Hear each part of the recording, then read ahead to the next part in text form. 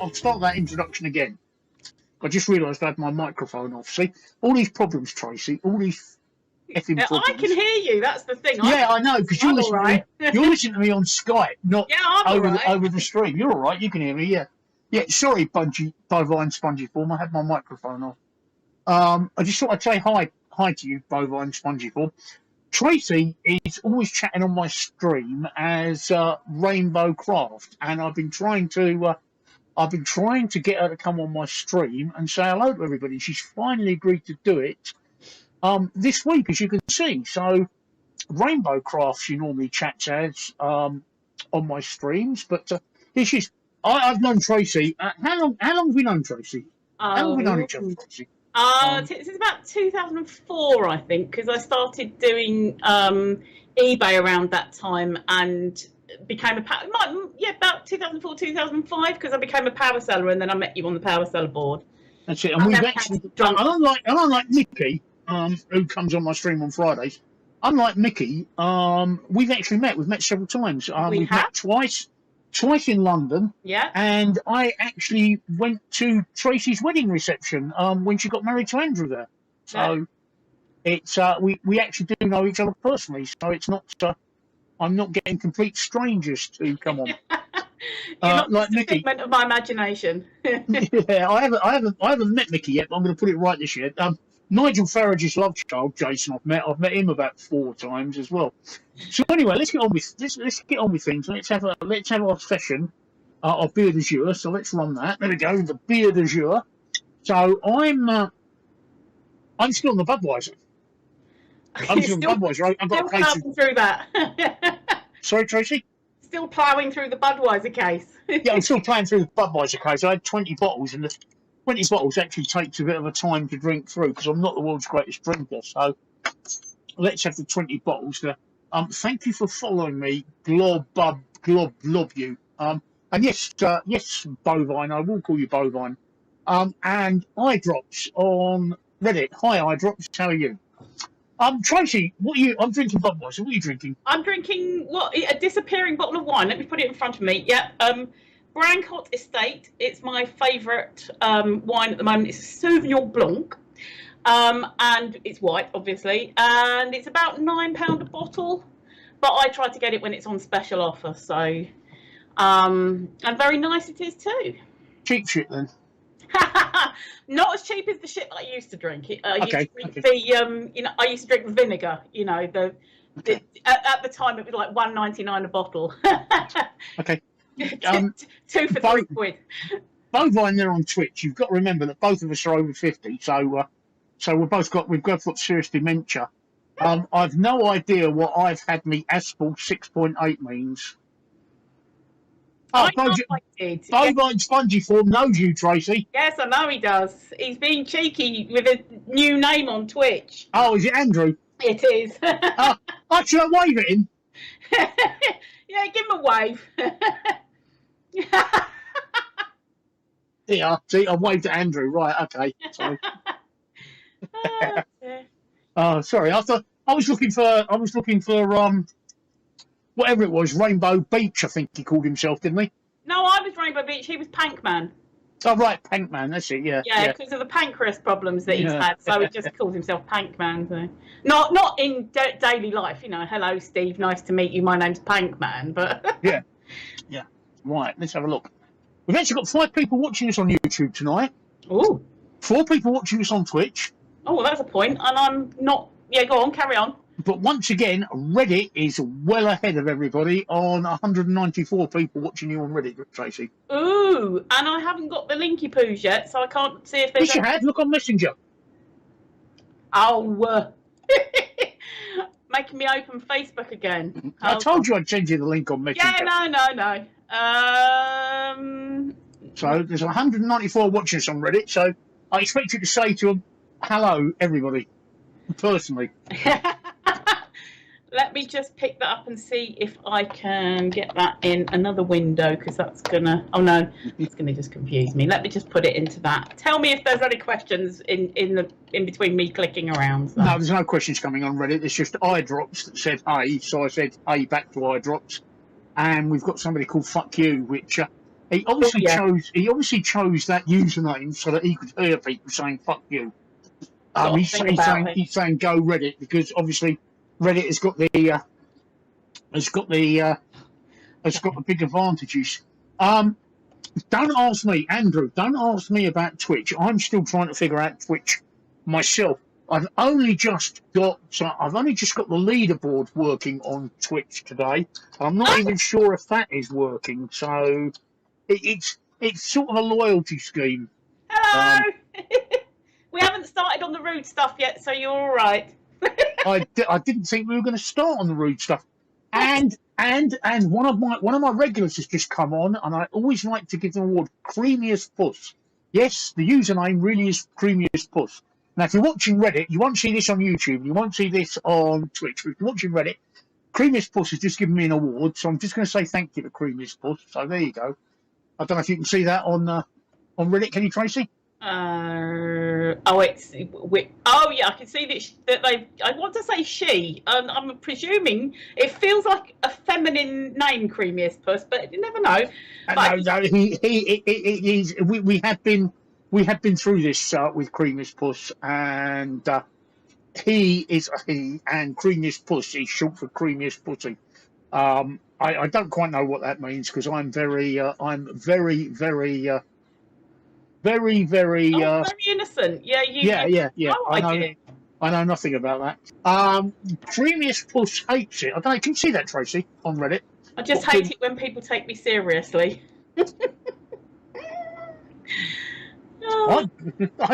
I'm sorry, but I can't take anybody with that sort of username seriously. Creamiest puss, I really can't.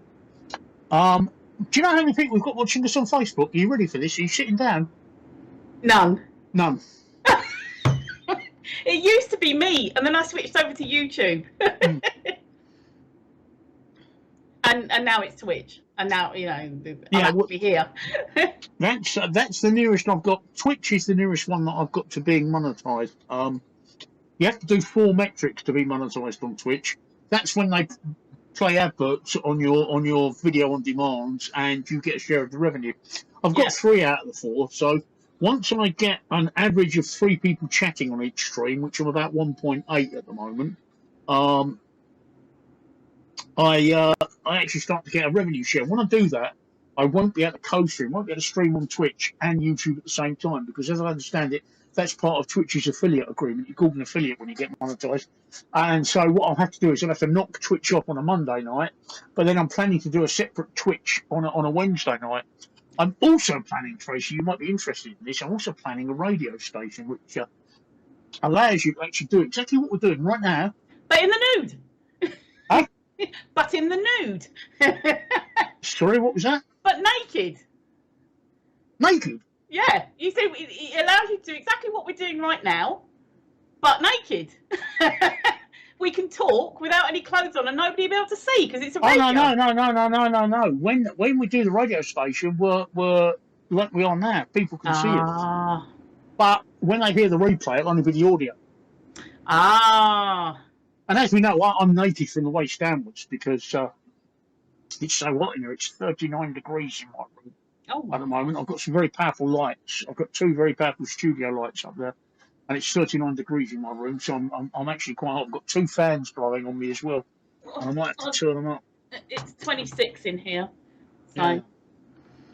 It's 39 when the when the studio lights go on. So it's just another guy. It's just another guy from Mars, one of your relatives.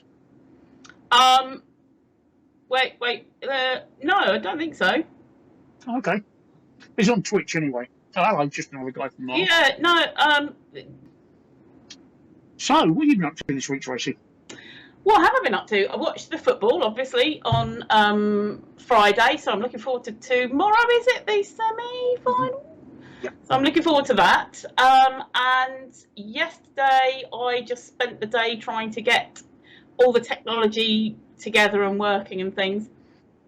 And I fell asleep really, really early on Saturday, so that was a great Saturday night. You've actually been doing a bit more than that. We'll talk about it in a minute. Creamiest Puss has got a question on Reddit if you want. If you want to answer it. Bear in mind that later on this stream will go out as a podcast, so people will only be able to hear the audio, not see the video. So you've got to describe what the person is and what they're saying. So go for it. Yeah, it says, how is the heat there? Cooled any? Yeah, it has cooled down quite a lot, but we're expecting it to go back up again sometime next month. I mean, it's relatively chilly at the moment, with being around about sort of 25, 27 in the daytime at the moment. So, but it's we're not flaking out all over the place and burning in hell at the moment. So, just to let you know, Tracey, you're up to 475 people on Reddit. Oh, hello, hi Reddit. Like I said, Reddit is the most popular place for the streaming, but it's just a pain in the arse, especially as they change things. I mean, there was a time when I'd get 250,000 or more people watching the stream. I don't think that's going to happen anymore. So I'll set I haven't got enough cleavage out then. yeah, that's it. Yeah. So that's what we've got on Reddit. We're now down to 300. Look, we're now down to 390. So well, again, the cleavage. Let's put it away. Yeah, that's what. Put your tits away. Yeah. That's not all you've been doing, all right? If we get to 500, you can get your tits out again. It's very, very sexist and misogynistic, and that's not my.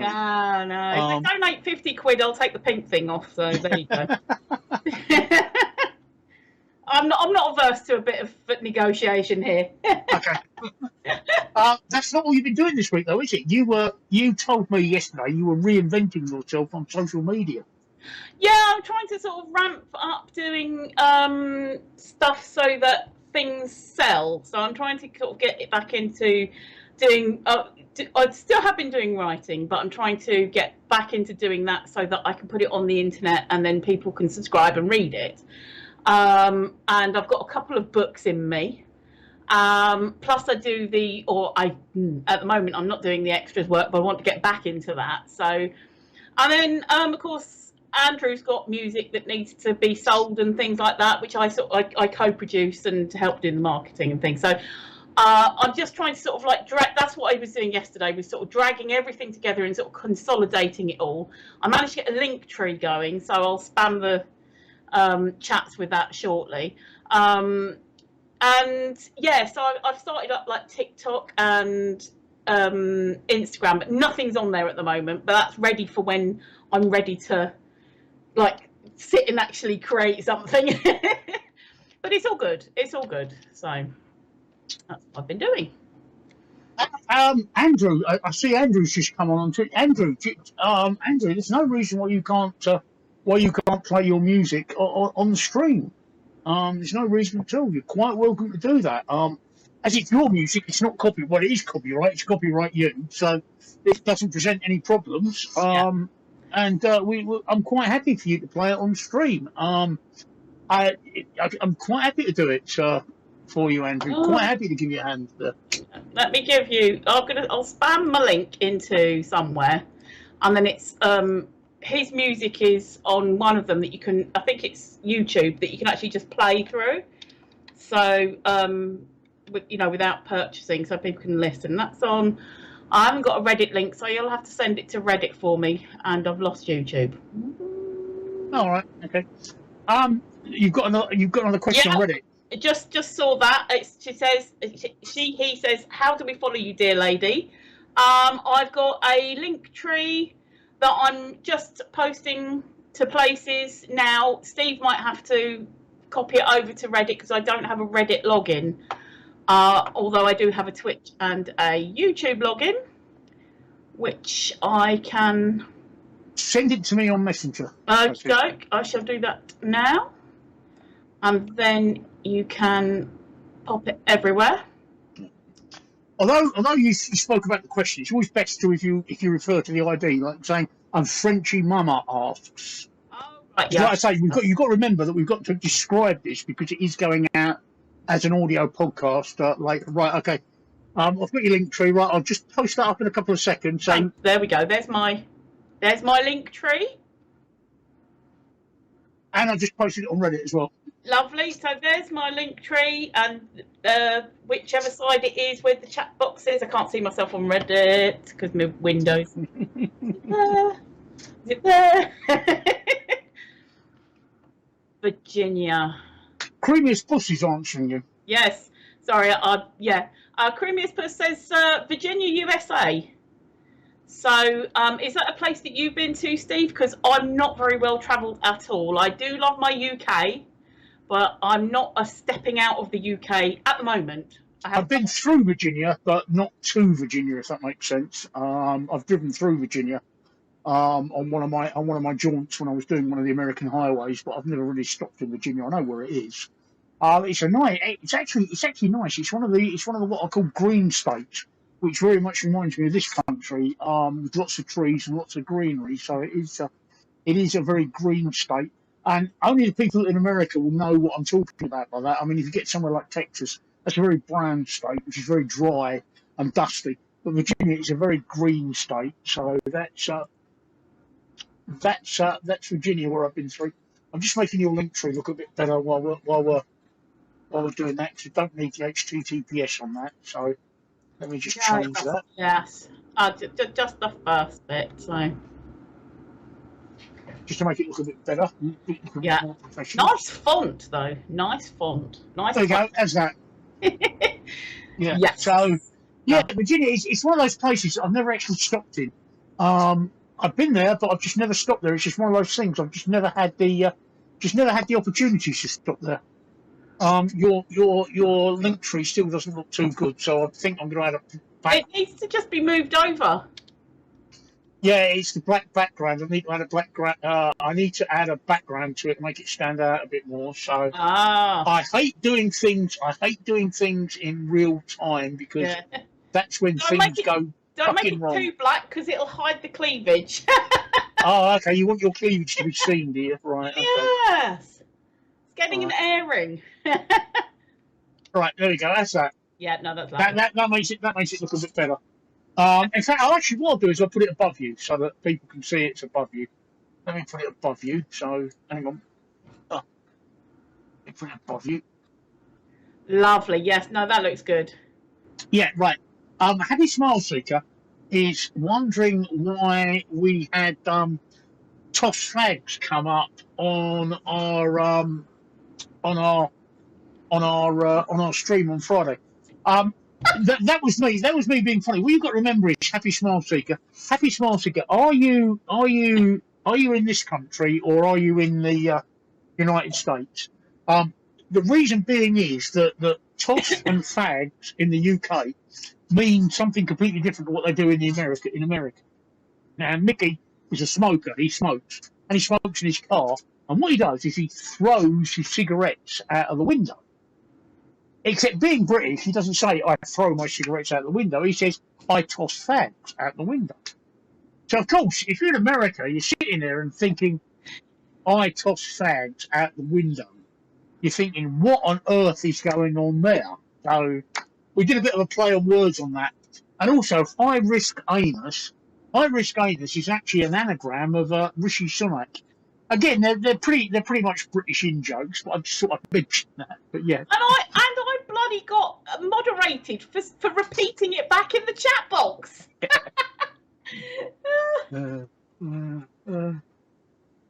Oh dear, oh dear. It's all right if you say it's all right if you're verbalising it, but when you type it, the moderators don't like it. I mean, I know I can multitask. I can watch porn and masturbate, but actually stream talking and typing are two different things. You know. Oh, can you watch porn, masturbate, and talk? Can I what? Watch porn, masturbate, and talk. No. I've never tried it, of course. Not that I've ever tried it. So I'm not sure whether people are actually watching the stream or not. So I've got to work it out. The Reddit figures are up and down like a horse draws. At the moment, we're on 83 on Reddit. We're on just 1 on YouTube, and we have 4 on Twitch. So that's good. So we'll have to get your Andrew. When does your Andrew want to put his music on? Where are you, Andrew? Happy Smile Seeker says, I'm here, I know the term. And also adds, was just wondering if it was a coincidence. All right, okay. Did you understand? Right, yes. Yeah, Happy Smile Seeker was the one that said about I tossed fags and Rishi Sunak. Did you understand what I meant by those two? The two, they're George Bernard Shaw. I'm sure it was George Bernard Shaw.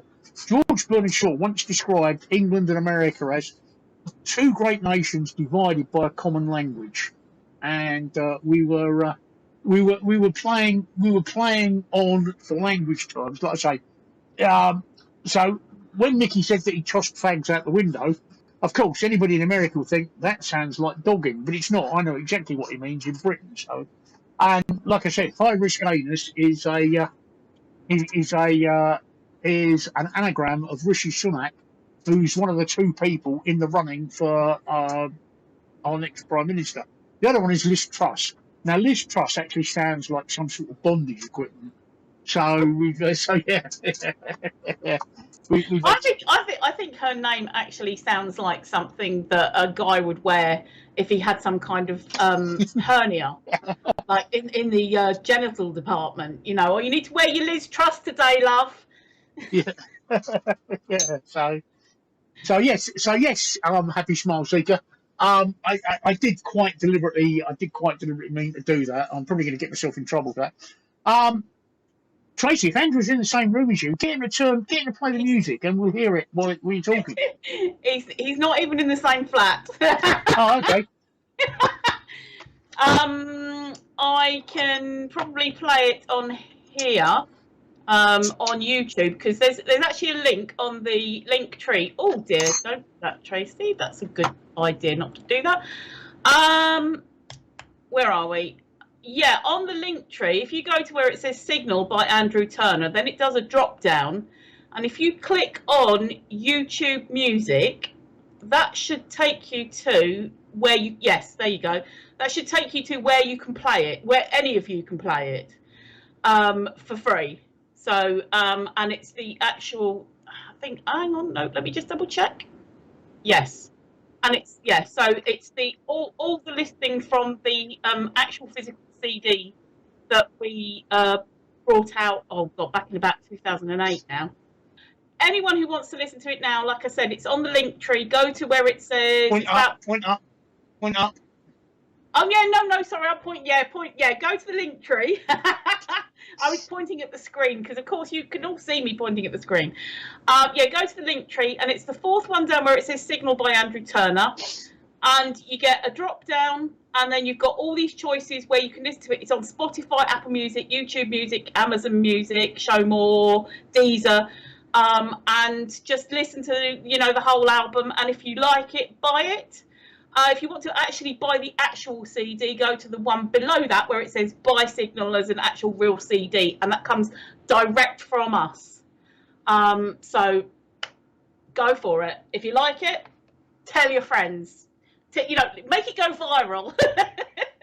But yeah, retweet and stuff like that, and put likes on the YouTube and stuff. So we'll work for likes. Yeah. Well, let's see. You know. I'm quite pretty good friends. I thought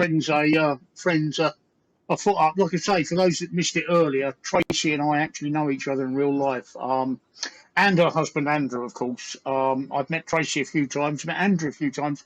I was actually at their wedding reception. When was that, Tracey? That was 2008. Yeah, we got married and then we produced the CD. So it's, we had a baby, you know, like a CD. We didn't have a baby yet. Right, okay. Is it really 2008? Was that long ago? What, 10? It was 14 years. Jesus. Yeah. Yeah. I know it's amazing how like quickly time goes, but it's just also when you think about what's happened in that time as well, you know, like people being born, people dying and things like that. It's like, oh my God, it seems like a lifetime ago. Yeah, absolutely. Oh, wow. It's just I'm not sure, because I told a few people, and I'm not sure if they're going to be watching now or if they're going to watch on catch up. So whatever, I'm going to say hi Lucy, hi Lynn, and hi Jeff. Hope you caught the stream, and I hope you're loving it. So there you go, bit of a shout out to them. Carry on. Yeah, no, well, I didn't, like I said, I didn't sort of like announce it to sort of everyone. I just told a few people. just to kind of like come and have a look, come and say hello, come and see me. But I'm not sure where or if that they'll be watching or if they're even logged in. So hopefully one of those numbers is one of them. But yes, Ready, you're very quiet. Ask us some questions. Well, ask us anything, absolutely. Ask us anything. The sillier the better. I'm just going to apologise. First of all, normally I stream on a Friday night as well, where I have my guest on, Micky. I'm not streaming this coming Friday because I'm going away for the weekend. I'm going up to Manchester for the weekend. We leave Friday morning, so there'll be no stream. But I'll be back on Monday. And my next question is, would you all like to see Tracey back next Monday? So just let me know, whatever platform you're on, I can see them all. Just let me know if you'd like to see Tracey back. I've stopped the pub stream. So a lot of you know that I stream on the pub on Sunday night. I've stopped the pub streams because the COVID rates in the UK have gone quite high. In fact, we had a bit of a milestone which wasn't widely reported by the authorities last week. Tuesday last week, which is also the hottest day the UK's ever had. We also had the highest number of COVID cases we've ever had, even higher than what it was in 2020. Just interrupt. DJ Palsy, yes, I'm fully aware that once I become affiliated, I'm not allowed to co-stream. We did cover that earlier. And once I do become affiliated on Twitch, I'm going to switch the Twitch streaming to Wednesday nights, which I was going to talk about a bit later. But until I'm affiliated, then I'm going to co-stream. I've got another project in the offing, which is a radio station, which I briefly touched on, but I'm going to talk to Tracey about that off air, because we've probably got wildly different tastes in music. But I'll explain that later. But yeah, I've got to apologise because of COVID. I'm not doing the pub stream at the moment, and I'm not streaming next Friday because I'm away for the weekend. I'm also not streaming my game. I know a few of you know that I stream on Twitch and YouTube in the mornings. I stream when I play Empire and Allies. I'm not actually streaming that at the moment because it's so hot in my room that I mean, at the moment it's nearly 40 degrees in my room, and I feel very uncomfortable with my shirt on. But in the mornings it's that hot when I've got the lights on, the studio lights on, that I actually take my shirt off. And I'm not overly comfortable with streaming topless, I'm sorry. I have actually had a day's ban on Facebook for showing my nipples on Facebook, so I don't particularly wish to... it's ridiculous. Yeah, I know it's ridiculous. Wish to impose my nipples upon people. So until the temperature's a bit cooler, I'm not streaming my game playing in the morning. But that could be changing once I become affiliated on Twitch. Like I say, DJ Palsy, thank you for looking out on me. I am. There's not much I know about Twitch, but I am fully aware of that particular rule. So if I become affiliated, and I don't think I'm not sure if I will or not, because I actually need to have 3 concurrent viewers, an average of 3 concurrent viewers, and at the moment I can't get above 1.8. So I'm not sure what's happening there. And I'm just looking at Twitch now. I've only got 4 viewers on Twitch. Once again, Reddit is ahead. Reddit has got 39 viewers. We did have over 400 at one point, but then Tracey got her tits out and we all stopped watching. So, you know. Or was it the other way around? Maybe she didn't get her tits. Well, I don't know. That's what it is. I said donate 50. I said donate 50 quid to Steve, and I'll take this pink top off, and everyone ran away. Oh, that's right. Yeah, that's right. Yeah, that's right. Yeah, they did. They ran away. Yeah. B maybe. They ran away. So, but let me ask you, right? You've all met Tracey now. Do you want to see Tracey? Do you want to see Tracey on my stream as a regular visitor on a Monday? Don't all rush at once. Don't all rush at once.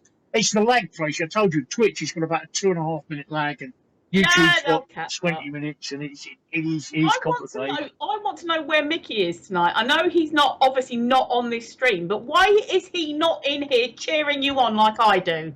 I did tell Micky about it. I did say to Micky tonight, because I messaged him earlier to tell him that I wouldn't be streaming on Friday because I'm going out to Manchester at the weekend. And he said, "Oh, okay. Well, in that case, I'll come on the stream tonight and take the piss out of you." But I haven't seen him yet. Doesn't mean he's not there. It just means we haven't seen him.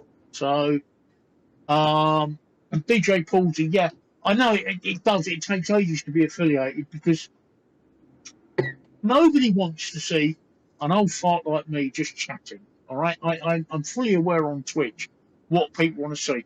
On Twitch, if you don't play Call of Duty or Valorant, or you don't sit in a paddling pool in a bikini licking a microphone, you don't get monetized on Twitch without a lot of hard work. But I'll keep plugging away. I'll just keep plugging away. But we'll get there eventually. I'm trying some experiments now. I've actually tried changing the title and some of the tags that we're going out on just to see what happens from that. And I'll watch the figures over the next couple of days to see how we're doing. So I'm just experimenting at the moment. It's like I've been experimenting with guests.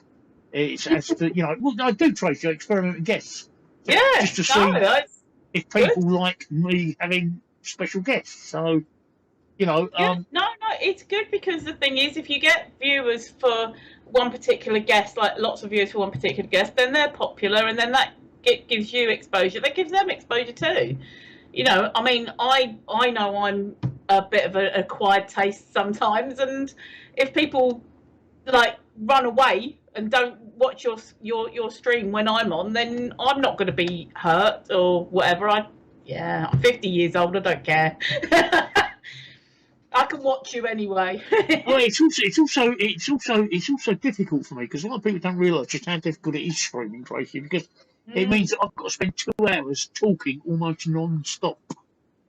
And I've got to find things to talk about. And my God, I know I can talk about some old shit at times, but eventually I start to run out of things. So it also I'll tell you what, I was trying to say this on the chat I don't know if it was the last one or the one before, but that last pub stream that you did where you came in wankered, according to Sean, I thought was hilarious because you just kept talking to that Ukrainian man who couldn't speak any English. Oh, was that at the pub? Yeah, I watched that stream and I just laughed so much because it was like you were going, yeah, I've only had 4 pints. I'll have another pint and I'll be absolutely fine. You want a drink? You want a drink? Right. And I loved it. And he was just sitting there quietly going, yes, yes. Yeah. One of the things about travelling all over the world, as I did in my youth, is you quickly learn how you can communicate with people, and it's in a pub. That's the easiest thing. It is great fun. Look, Reddit, we've got 26 of you on Reddit. We've got 3 of you on Twitch. I've got 2 of you on YouTube, and none of you on Facebook. So come on, let's have some chat from you. Ask us anything. Look, you've got 2 over 50s here, proving that streaming isn't just for the youngsters. Because at least one of us is female. Yeah, at least one of us. Yeah, at least one of us. At least one of us. Yeah, at least one of us is female. At least one of us is a cock as well. That could be me. Yeah, I think it's me. And we're both over 50, so we've been around the block a few times. I'm actually quite a way over 50. I'm 12 years over 50. God, I can't believe how old I am. I can't believe I made it to 62. Wow, that's just unbelievable. So let's have something from you, because as a general rule, Tracey, streaming is seen as a young person's game. Do you know that? Yeah. So I've been unkindly called the oldest streamer on Reddit, right, or the oldest funniest streamer on Reddit, or is it the funniest oldest streamer on Reddit? And I'm still not sure whether that's a compliment or an insult. Talk for yourself. DJ Palsy's nearly 50. Yeah, I know, nearly 50, but I mean, that makes you a youngster. Like I said, me and Tracey are both over 50, so technically, compared to us, you're a youngster. No, my Andrew. There's Micky. Andrew, hello, Micky. Andrew is my toy boy because he's not due to hit 50 for another few years yet, so he might be the youngest here, apart from my daughters. See, Micky just said I'm the oldest wanker on Reddit. Micky on YouTube there said I'm the oldest wanker on Reddit. Yeah, we were chatting shit about you a minute ago, Micky. You just missed it, so. Yeah, Tracey was Tracey was wondering where you were because I said that I did actually speak to you earlier. And there we go. So come on, Reddit. Look, or Dan, look. As soon as I said let's have some questions from you, we went from 39 to 21. So I think it's time for you to move your hair backwards, Tracey. Just there we go. That's it. Advertising. You really don't get many of those to the pan. All right. I can tell you that now. Or now we're metric. You really don't get many of those to the kilo. Well, don't stand up. It'll look like I've got 3 breasts. Yeah. And then we might get loads more viewers because I'll look like that woman off of I can't remember the name, the Arnold Schwarzenegger film. What Come film? on. Arnold Schwarzenegger film, Andrew, Total Recall. There's a lady on there with 3 breasts. She pulls her thing across and she's got 3 breasts. So if you stand up, I'll look like her. Oh, right. Okay. Good film. Actually, Tracey, let's tell them about your part. Tracey here is a television extra. I thought you were going to say a television fanatic or, expert or something. Yes, No, an extra. I've done extras work and supporting artist work. A supporting artist, or supporting artiste, as they spell it, is someone who basically is an extra, because extras can be called supporting artists as well. But also sometimes people will say extras are they're more like background, and supporting artists are the ones that are a little bit more forward. They don't have lines, but they might interact with the characters, like give them some change or something, like in EastEnders or something. So it all depends on your definition. But yeah, I've done some of that work. I don't class myself as an actor at all, because I did try and I loved it. I was the lead in something where I had to wear a fat suit and I was a really big woman. And my husband feeds me and then he dies and I didn't have to, obviously, but chew my own arm off to stay alive. So it was like a comedy, dark comedy, kind of like Inside Number 9 type thing. But I hated learning the lines. I hated it. So I know now that I don't have dreams of like big stardom. I don't want to be a big star or anything like that. I'm quite happy handing the lead actor his change, and then I bugger off and I get paid for it. So I've got to say, by the way, the reason that Tracey is above me and not beside me is because of Reddit. If anyone watching on Reddit will know that Reddit actually is in landscape format, not portrait format. If it was in portrait format, I'm going to have Tracey beside me. But I'm just wondering, Micky, do you fancy trying to? I might be able to bring you into this conversation on Skype. Do you fancy giving it a go, Micky? And see if I can bring you in, because I've not seen what happened. So we'll see if we can bring you in. What do you think, Micky? While you're waiting for him to reply, Andrew said, or Bodie Spongiform said, I've done some extra work in the past. BBC Grumpy Guide to Work 2012. And that was, do you remember the Grumpy Guides that they showed on BBC Two? It was like comedy and they had these little sketches. So he was in that. He did some extras work as well. Sometimes alongside me, sometimes when there's work, the extra will be asked, have you got anybody you can bring with you? So we often we came as a pair. As a responsible adult? Yeah. Chaperone. But it was good because it meant that we both got paid for the same job. And I tell you what, you think it's glamorous with film and TV, and it's not. Most of it is waiting. If you're there for 12 hours, 11 of those will be waiting. And then at the very last hour, it will be, right, come on, and you go rushing onto set, and you go, blah, blah, blah, and you go again, and it's like, whoa, what happened? So if you're patient and you're prepared to sit around and wait while everybody else sort of comes and goes, then, oh, bye, Steve. I'm blowing my nose, all right? Yeah. So if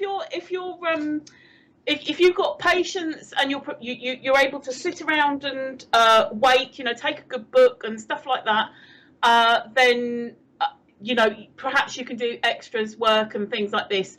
And don't think that extras work is going to get you famous. Like, because a lot of times when you're there, what you'll get is the newbies into the industry, and it's like, oh, I want to get to the front, I want to get noticed by the producer, the director, and they're not going to notice.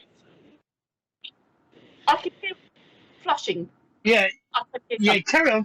We can hear you. Carry on. I'm calling Micky. There he is. Right. Okay. Hopefully he should appear. We should get him on all screens, I think. Let me just double check. Sorry, let me just finish what I was saying. Otherwise, it will hang in the air and people will not know. Yeah. So basically, the attitude you should be going along with is that you are there to help that production. If you're there to try to push yourself to the front and get noticed as an actor, it's not gonna. It's not gonna. Okay, the credit or the will help. But getting yourself to the front, no producer or director ever looked in the crowd of 200 people and went, oh, that person there, that person's going to be a star. So there you go. That's mine. I'm right. In my own lunchtime. Ah, there we go. Yeah, we've got it. Yeah, we've got it. It switches between the active speakers. So everybody let you know, Micky's here as well. Hello, people. Hey, Micky. Oh, Micky, you're so fun. You blow my mind, Micky. What? Tracey, have you ever met Micky? No.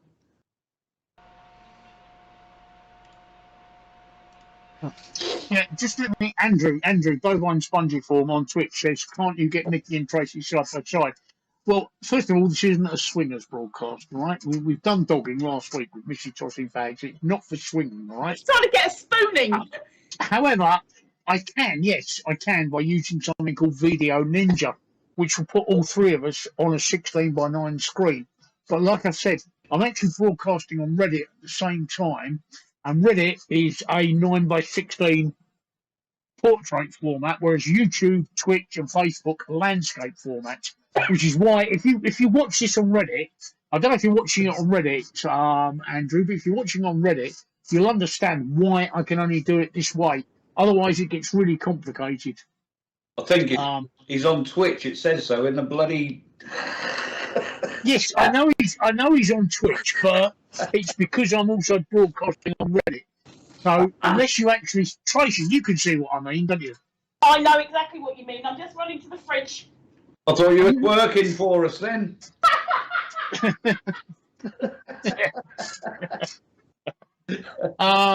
You've seen it on Reddit, Micky. You understand what I'm talking about, don't you? Yeah, I do. Yeah, I haven't got the link for tonight, so I can't. I'll send it over to you. Hang on. Grey D12. Hello, we're fine. Say hello to Grey D12. Hello, Grey D12. I'm cool. How are you? There are ways of me doing it. Andrew. I can do it on Zoom, but when COVID was popular, Zoom would allow personal to be you could have unlimited time on Zoom, but now they've gone back to their 40 minutes maximum. Grey D12 says, I'm all right. You up for some deep questions? Go for it. I've heard it. You like it deep, Tracey. That's questionable. Oh, did Micky just say that's uncomfortable? No, I said that's questionable. Boom, boom. Deep. Oh, sorry.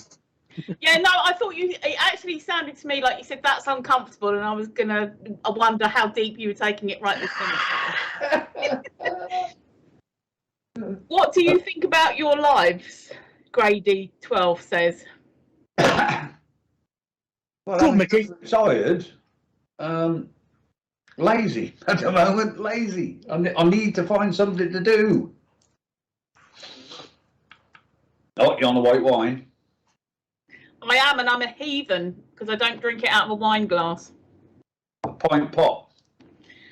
The reason I don't drink it out of a wine glass is because I'm so clumsy. Is that one mouthful and it'll go flying. You can ask my daughters that. They're probably, I don't know if they're still watching, but Steve answered it. What do you think about your life?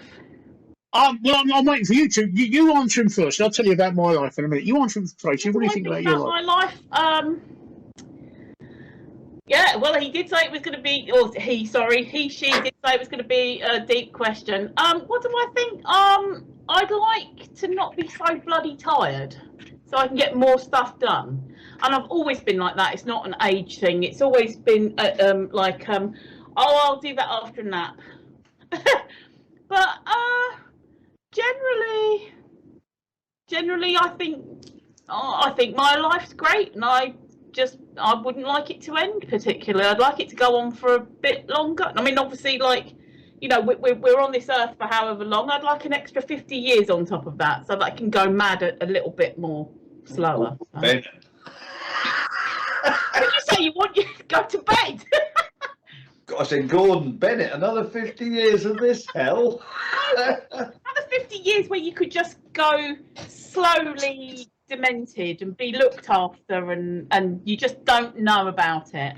Yeah, Steve went that way a long time ago. Just to let you know that if I ever do become affiliated on Twitch and I move the Twitch streaming to Wednesday night, I'll use something called Video Ninja, which will have all of us, 3 of us, on a screen, in a split screen, so we don't have to keep swapping like we do. To answer your question, what do I think about my life? All right, it's going to get very deep, all right? Okay. On December the 24th, 2013, something life-changing happened to me. Now, December the 24th, that's Christmas Eve. I was in a doctor's office, and the doctor said to me, "You've got cancer. Not only have you got cancer, but you've got an incurable cancer." Which was the biggest shock that I've ever had in my entire life. And we are now in 2012, so I've now, when he told me that I had an incurable cancer and when he told me what my future was going to be, I honestly didn't expect to get any more than 5 years. And I'm now in my 10th year of living with cancer. So I take every day as an absolute bonus, and I think my life is fantastic. The fact that each day when I wake up in the morning, it means that cancer hasn't got me.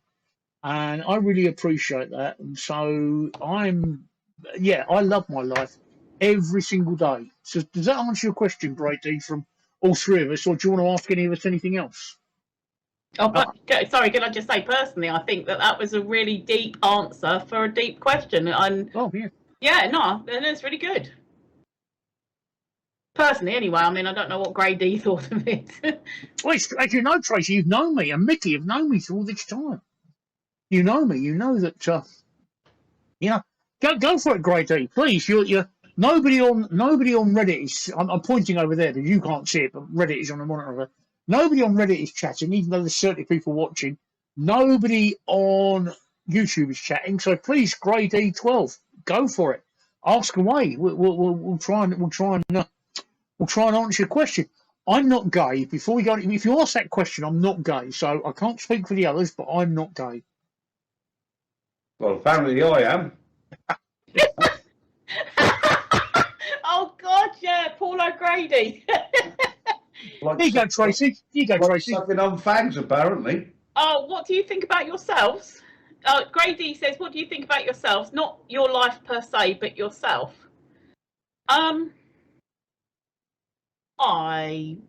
God, I mean that is very deep. That is, isn't it? I've got things that I'd like to change. No, not that I'd like to change about me. Things that I'm going to have a piss. I'll be back in a minute. Okay. Things about me that irritate me. I've got a wonky nose. That could be changed, but I can't be asked. I've got no volume control, so basically when I speak, it's either on or off. I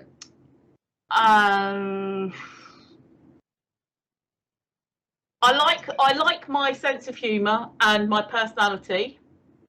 I think I'm sort of very. Sorry. Very bubbly. Yeah. But I've always been like that, and I think I've got a good sense of humour, and it's a dirty sense of humour. My sense of humour is like Carry On films, so it's all nudge nudge, wink wink. So,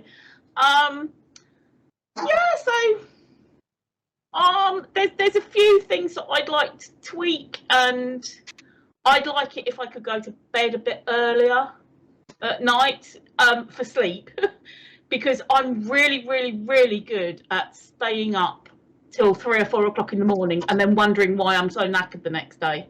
So I'd love it if my brain just went, oh, it's 11 o'clock, time for bed. But it doesn't. My brain goes, it's 11 o'clock, what can I do next? Yeah, I'm a bit like that. About 2 o'clock, between 2 and 3, I go to bed. So. But I think that's just a hangover from when, I mean, as you know, I've just finished work and working nights. I'm still trying to adjust my sleep pattern. I'm going to bed at 2 or 3 in the morning and getting up at sort of 7 o'clock. And like you say, you just absolutely. I planned so many things to do throughout the day, but because I'm so bloody tired, yep, I do about half of them. Yep. You know, it's but. So what else? What else do you think about yourself, Micky? I reckon I'm a miserable old bastard, to be fair. Miserable old bastard with a sense of humour. I love that contradiction. That it's really good. Yeah, but that is me. Yeah. It is. If you knew me, you'd know it. I am a grumpy old bastard. My missus will tell you.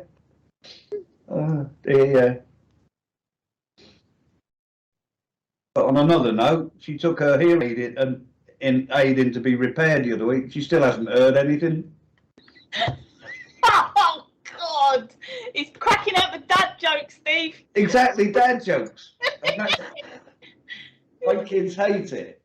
But look what I've managed to do. Whoa! Two side by side. Look what I've managed to do. Hey, look what I've managed to do. Clever me. Oh, hang on. That one. Hi! Oh, he's touching my bum. Clever me, eh? Oh dear, you started off with COVID Right. now. I'm going to answer Grady's question. Did you answer Grady's question, Micky? We did. You did, right. I'm going to answer this question. What do I think of myself? I discovered many years ago, Grady, that I discovered many years ago that people have a self-image that is different from what their reality is. And I watched a television program, I believe it was called Paranormal in this country, where they did an experiment, where they took 10 people and they put them in front of one of these house of mirrors. You know these funfair house of mirrors, right? Or they put them in front of an adjustable mirror, and they got the people to adjust the mirror until the mirror reflected what the person thought they looked like. And it turns out that out of all those 10 people, they had a completely different self-image to what they thought they were. People would make themselves slimmer than what they actually were in these mirrors. They would make themselves taller than what they actually were in these mirrors. So they have different self-images to how we see ourselves. And watching that program, I made this personal discovery about myself. That I am what I am. I've got what I've got. I cannot change anything about that. I am what I am. I've got what I've got. It is as simple as that. I hope that answers your question. I'm just muting the audio on my NDI source. Hopefully that might have changed the echo, or cut them both out.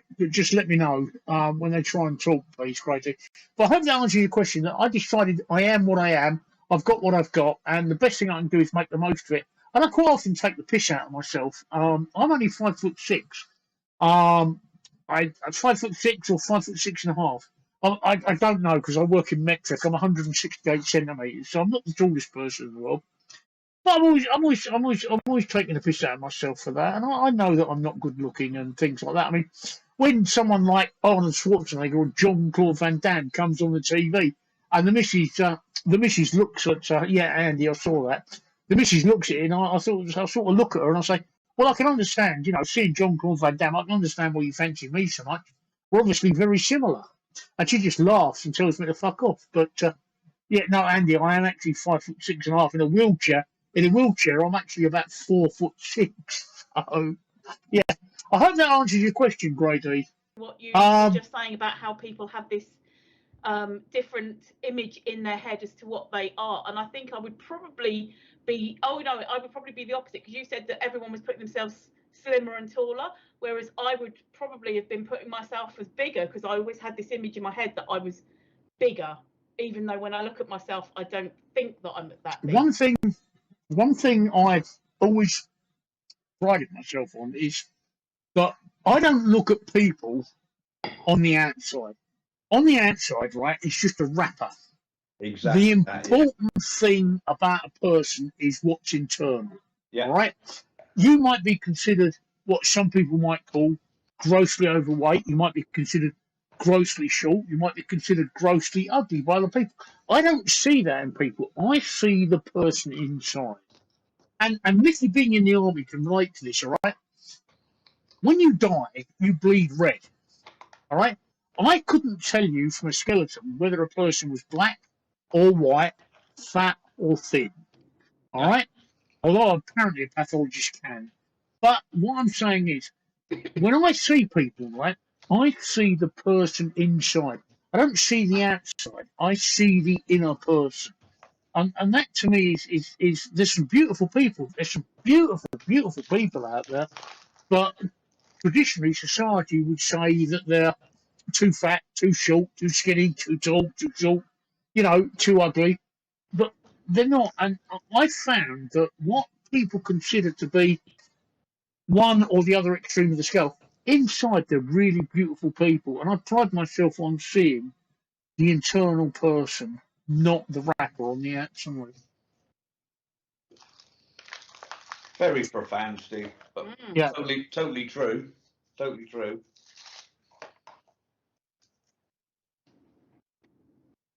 And that's how I've always been. That's how I've always been.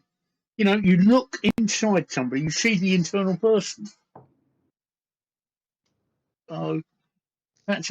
I'm just wondering what normally Reddit are firing questions at us left, right, and centre. This Reddit is still the most popular. Seriously, they've gone. Oh God, no! Scary big lady, no.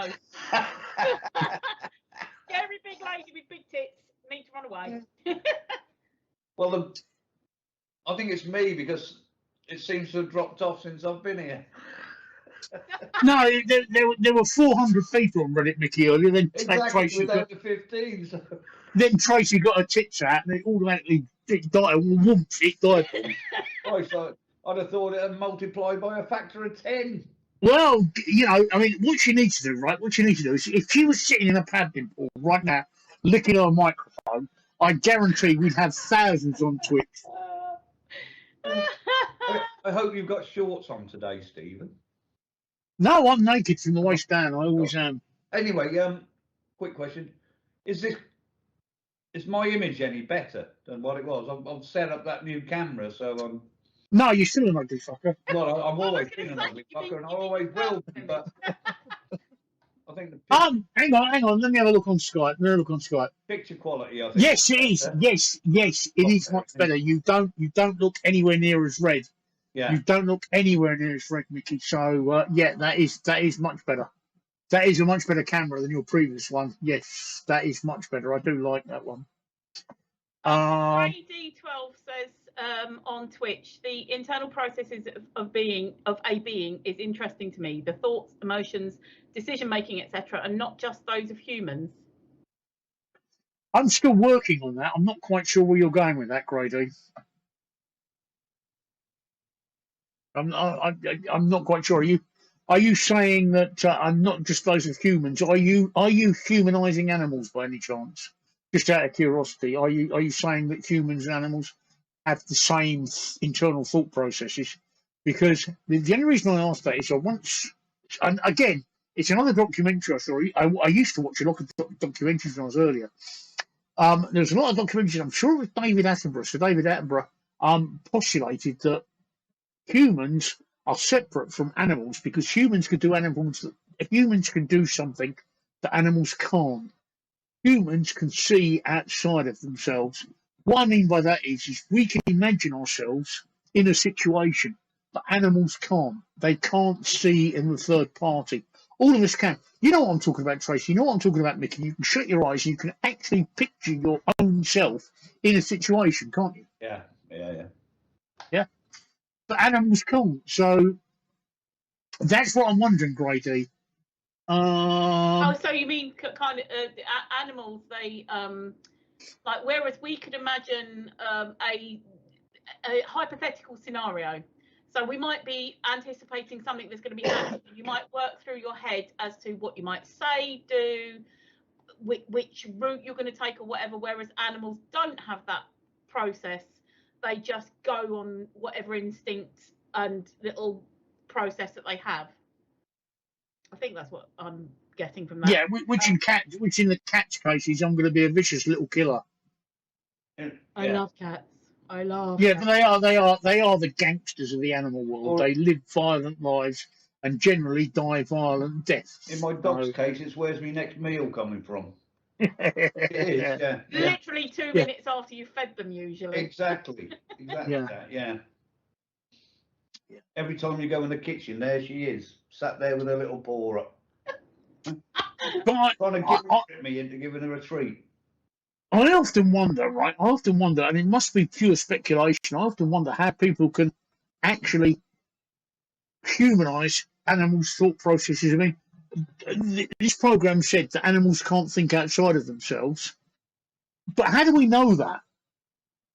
All right, it must be just pure speculation. And like you just said, Micky, animals work on two basic instincts: to feed themselves and procreate. Yeah. But do we know that for definite? We don't know that. We can only speculise on that. DJ Palsy, I love cats. I've had cats up until just recently. I had cats all my adult life. We lost our last cat. Lover. I hate the bloody things. Sorry. We lost our last cat. I've had cats and dogs, Micky. We lost our last cat 3 years ago, and me and the missus, we decided that because I've had cats and she's had animals all her adult life, including cats. We decided that as we were getting a bit older, it would be time for us to have a little break and just be a little pet free, because pets really are a bit of a grind and a bit of a tie sometimes. I totally agree. I absolutely adored both my cats. I was going to say children then. that tells a bit Freudian slip there. I adored both the cats that I had. One of them was slightly more adorable, but obviously I loved them both. And my Bobby I lost in 2018. Yeah, 2018. And oh god, it destroyed me because he was a black cat and he was like my little shadow and he was absolutely gorgeous. And then I had Mogsy, who was a tabby and white, and I lost her in 2020, so 2 years later. So obviously horrible. But then all of a sudden, I could go on holiday. I could go on holiday. I could go out for the night. I could, it was like, oh my God, it was like when my children left home, all of a sudden I could do things. And so. Can I just interrupt? Sorry, I thought you wanted to go out on full moons. Carry on. I'm only allowed out on full moon. All right. But yeah, it was just so weird. I mean, there'd been lots of life stuff that had gone on, but the cats had always been a constant. And then like all the life stuff stopped, and then I lost the cats, over the time. And then all of a sudden, it was like the first holiday that I had since my honeymoon I had last year. So my first holiday in 13 years I had last year. Unbelievable. And it was only like a few days in a caravan in Rye, and it was amazing because I didn't have to worry about cat sitters. I didn't have to worry about the other thing, cat litter everywhere. They're so mucky because I'm living in a flat. They there's no access to a garden. They were absolutely happy with it, but the minute that you change the cat litter, they're spreading it everywhere. So I don't miss that. So while I miss the cats, absolutely, I totally agree that it's kind of like having this break of between, because people say to me, you'd love to get another cat. Yeah, I would, but I'm having a break because I still miss the other cats, and I'm having holidays. I'm having a life. It was Andrew. Sorry. Andrew just said lost both the cats on the same day 2 years apart. It was a terrible coincidence. Same date, 2 days, 2 years apart. Weird. Yeah, I don't think I'll have another one after my dog goes. I think that'll be it. Although we're lucky. I mean, talking about holidays, as Steve knows, we went to Spain last month, but I'm lucky in the fact that my daughter will have the dog while we're away. So, I mean, at the moment we've got my granddaughter's hamster upstairs because they're away so it's like a pet exchange really in our family. Yeah. I did tell my granddaughter, and she did tell me off that Millie was going to get a hammy sandwich, but that didn't go down so well. I just realised what you meant. I was thinking hammy. Oh yeah, hamster. Oh, catch. Yeah, but Nick, sorry, just another guy from Mars says, who's the guy on top? Just to clarify, this isn't gay sex. All right. The guy on top is Micky. Normally Micky is a guest on my stream on a Friday. Fridays, I normally. Yeah. The way it's looking is I'm having Micky on my stream on Friday and Tracey on my stream on Monday. However, I'm going away this weekend, so there's not going to be a stream on Friday night. So as an experiment, I thought I'd bring Tracey and Micky on together at the same time, and that's actually worked. Funny enough, the three of us have known each other for the best part of 20 years, but it's a bit convoluted. I've met Tracey several times.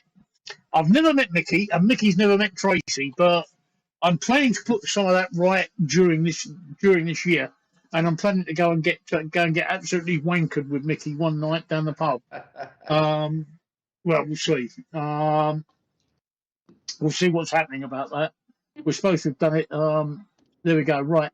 If that answers your question. Sorry, Steve, you saying that. Do you remember we were supposed to, and then I think there was something happened. I think it was 2017. You might have had to start chemo or something like that. You, Sean and Andrew, we were going to meet in or near Sidcup or something, and then literally like a week before or something, you said I have to put a stop to it. I've got to go on chemo or something like that, and that was that. Yeah. Just to explain, unfortunately, I have an incurable cancer. I have follicular lymphoma, which is an incurable cancer, and I've lived with it since 2013. And coming back to a question that Grady asked earlier on in the chat, I take every day as it comes as a bonus. Every day that I wake up, I smile and think cancer hasn't got me yet, which is what that's about. And yes, Tracey, in 2017, I did start chemotherapy. That was my first one. I was on holiday in Mallorca, if I remember correctly. That was the time that that's the time I got banned on Facebook for showing Sean's tits. Oh. Yeah, I got a day's ban for showing Sean's tits, and I thought, well, wasn't that when you were in the brief? I actually thought they were quite nice tits. You know, no need to ban me for it. It wasn't horrible. It wasn't even as though that she was particularly kind of like, you know, she was just standing there. I remember she was standing there with a kind of like, look on her face. Yeah.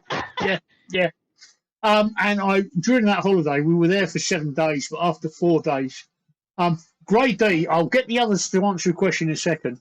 But after 4 days, I started to get really ill. When I came back, we had chemo. I had to start chemotherapy as a case of urgency, and that was my first lot of chemotherapy. Just to let you know, I'm actually right now on my 3rd lot of chemotherapy. So I'm sorry, when you were first starting saying about how like you've got this incurable cancer and that, I was laughing, but I wasn't laughing at you. It's all right. I caught just another guy from Mars saying Micky sounds like he would be such a nuisance. I love him. That's what I was going to just ask. What makes him think that I'm a nuisance? But it was what context? It was literally as Steve was saying about, you know, I've got cancer, incurable cancer, chemo and that. And I'm reading this and I'm cracking up here. It must have looked to people like, incurable cancer, that's hilarious. So let's hang on a second. Let's Grade D 12, who's asking the difficult questions tonight. So as soon as I'm chairman, Micky, you go and answer his question. Just to let you know, just to refresh, Grade D12 on Twitch says, "What do you folks think of the paranormal? Any paranormal experiences?" Go, Micky. No paranormal experiences, no. And to be fair, keep it short. I'm not really a believer in it either. You know, it's something I would have to experience to make me a believer. I'm not saying 100% a disbeliever, but until I've actually experienced myself, yeah, I don't. Well, I don't really have a comment from it. I will ask Tracey next, but she appears to have paranormal. I ran away to the fridge. Okay, I thought you were going to twerk again. I didn't go to the toilet yet at all. I've got my nappy on tonight. I thought you were going to twerk. Yeah, we thought, yeah, twerk then. Look, there's not been enough donations. Micky, put your arm down. You look like you're fisting her. Oh no, it's that side. Yeah, yeah. Right. Okay, go on, Tracey. Ask the answer the question. Do you want me to refresh you on what the question was? No. The paranormal. I've had experiences, and now I'm going to start this with. I don't believe in ghosts, per se, but I do believe that people live within a building and leave their energy in it. like sort of as though the wall, like the walls get imprints of it, or I'm going to get another beer. Carry on.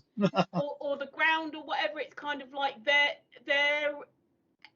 essence. I don't mean a soul. I don't mean a ghost. I just mean that it's like something has been recorded, like you would on a VHS or cassette or DVD or whatever, and then that replays. It's not a soul that's lost. It just gets replayed.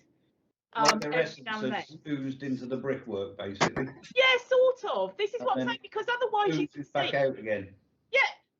Otherwise, you would see ghost cows, for example. Why don't you see ghost cows wandering the field? Maybe you do. Maybe you do, and we just don't know. Well, apparently, down the road, they've got a black dog that runs around. So.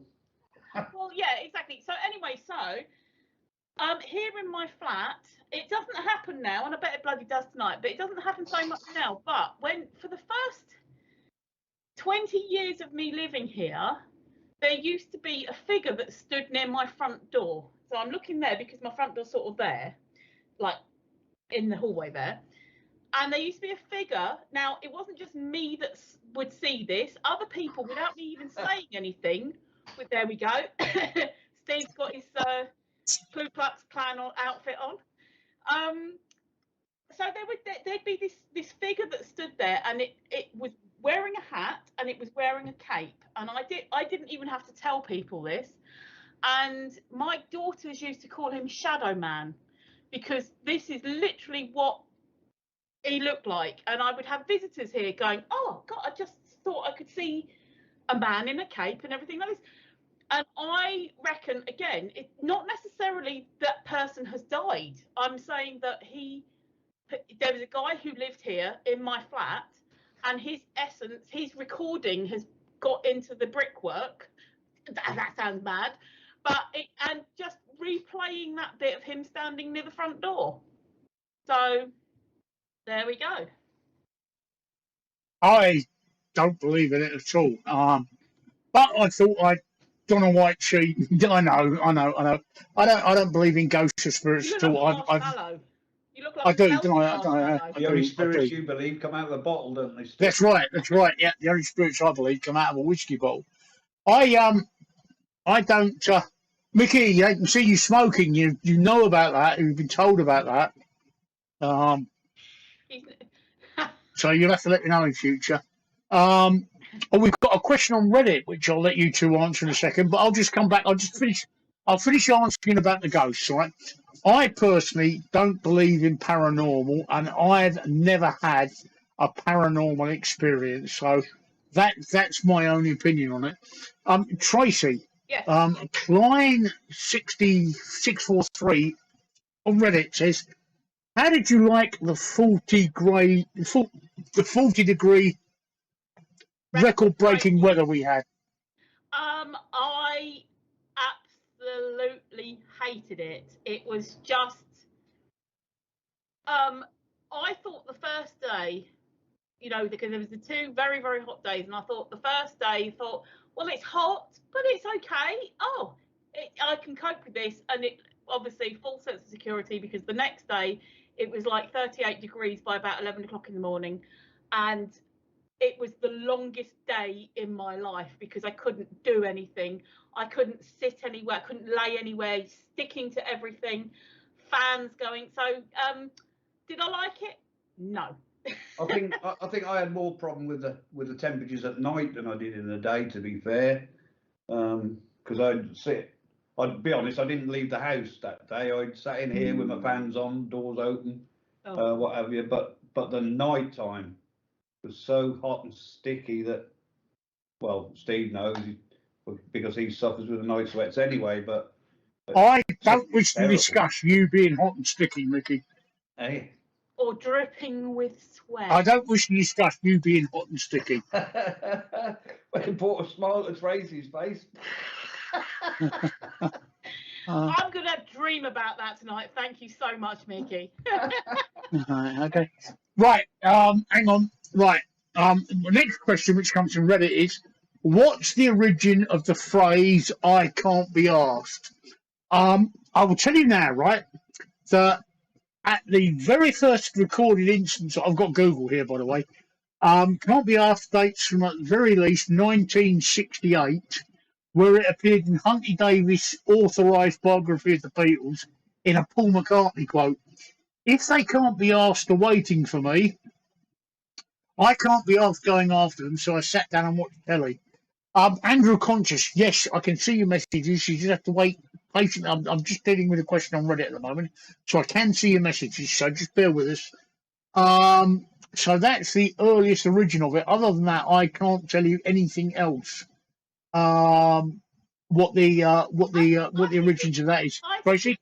I think it's going to be something like, you know, when people say, "Got to get my arse in gear."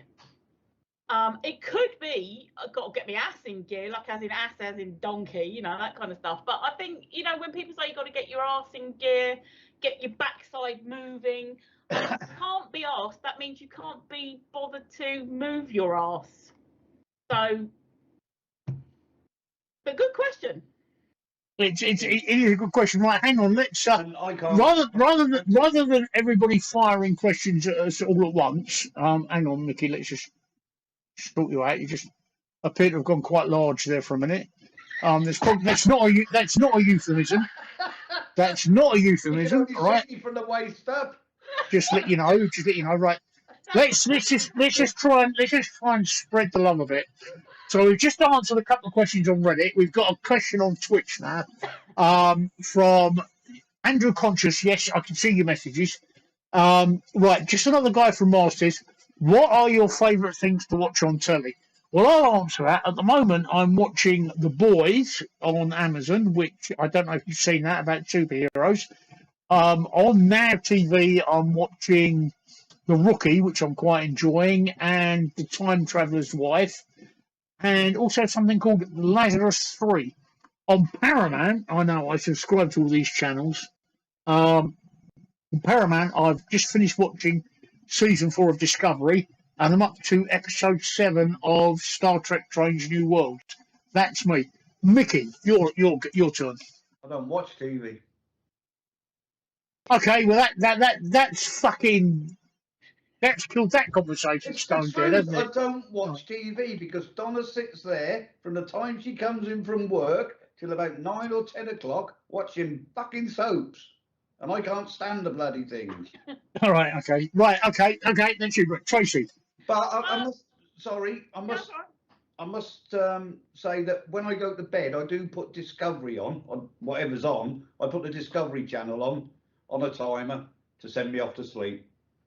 So that's the only TV I watch is Discovery when I go to bed. Right, Tracey. I was going to say I don't watch too much telly either, but I do have some bits and pieces that I watch. I have Dave's channel with all the comedies and panel shows as I'm going to sleep. But actively watching something on TV, at the moment, it's Two Doors Down, and it's BBC Two. And it's a Scottish comedy. It's got Annabella Weir and I can't remember her name, but the lady who was in Rabsy Nesbitt. I can't remember her name, but it's quite funny, and you know, sort of situations. It's good to watch. I do like a classic EastEnders because they're back in like 2000 at the moment, and Phil's still Phil, and he hasn't been shot yet or anything. So, but I watched that on UK TV Play, so that's like a catch up rather than actually actively watch it. Well, it's on TV, but I don't watch it when it's on TV. So, yeah, I sort of just, I don't watch a lot of TV, and I can't think of anything that I'm particularly. There's not particularly anything on at the moment that I'm enjoying apart from the ladies' football. So there. Right. Okay. We'll take some questions from Reddit now. Micky, live interaction 587 wants to know: Bodie and Doyle or Regan and Carter? For me, Regan and Carter anytime, mate. Anytime. Tracey, Bodie and Doyle or Regan and Carter? Don't bother, I'm a girl. I like watching some of them because they were filmed, especially Bodie and Doyle were filmed sort of near the Thames, sort of back in the 70s when everything was still sort of industrial and things like this. But I don't actively watch it. I mean, seriously. No. Okay. In my case, it's definitely Regan and Carter because they were realistic. That is how the police.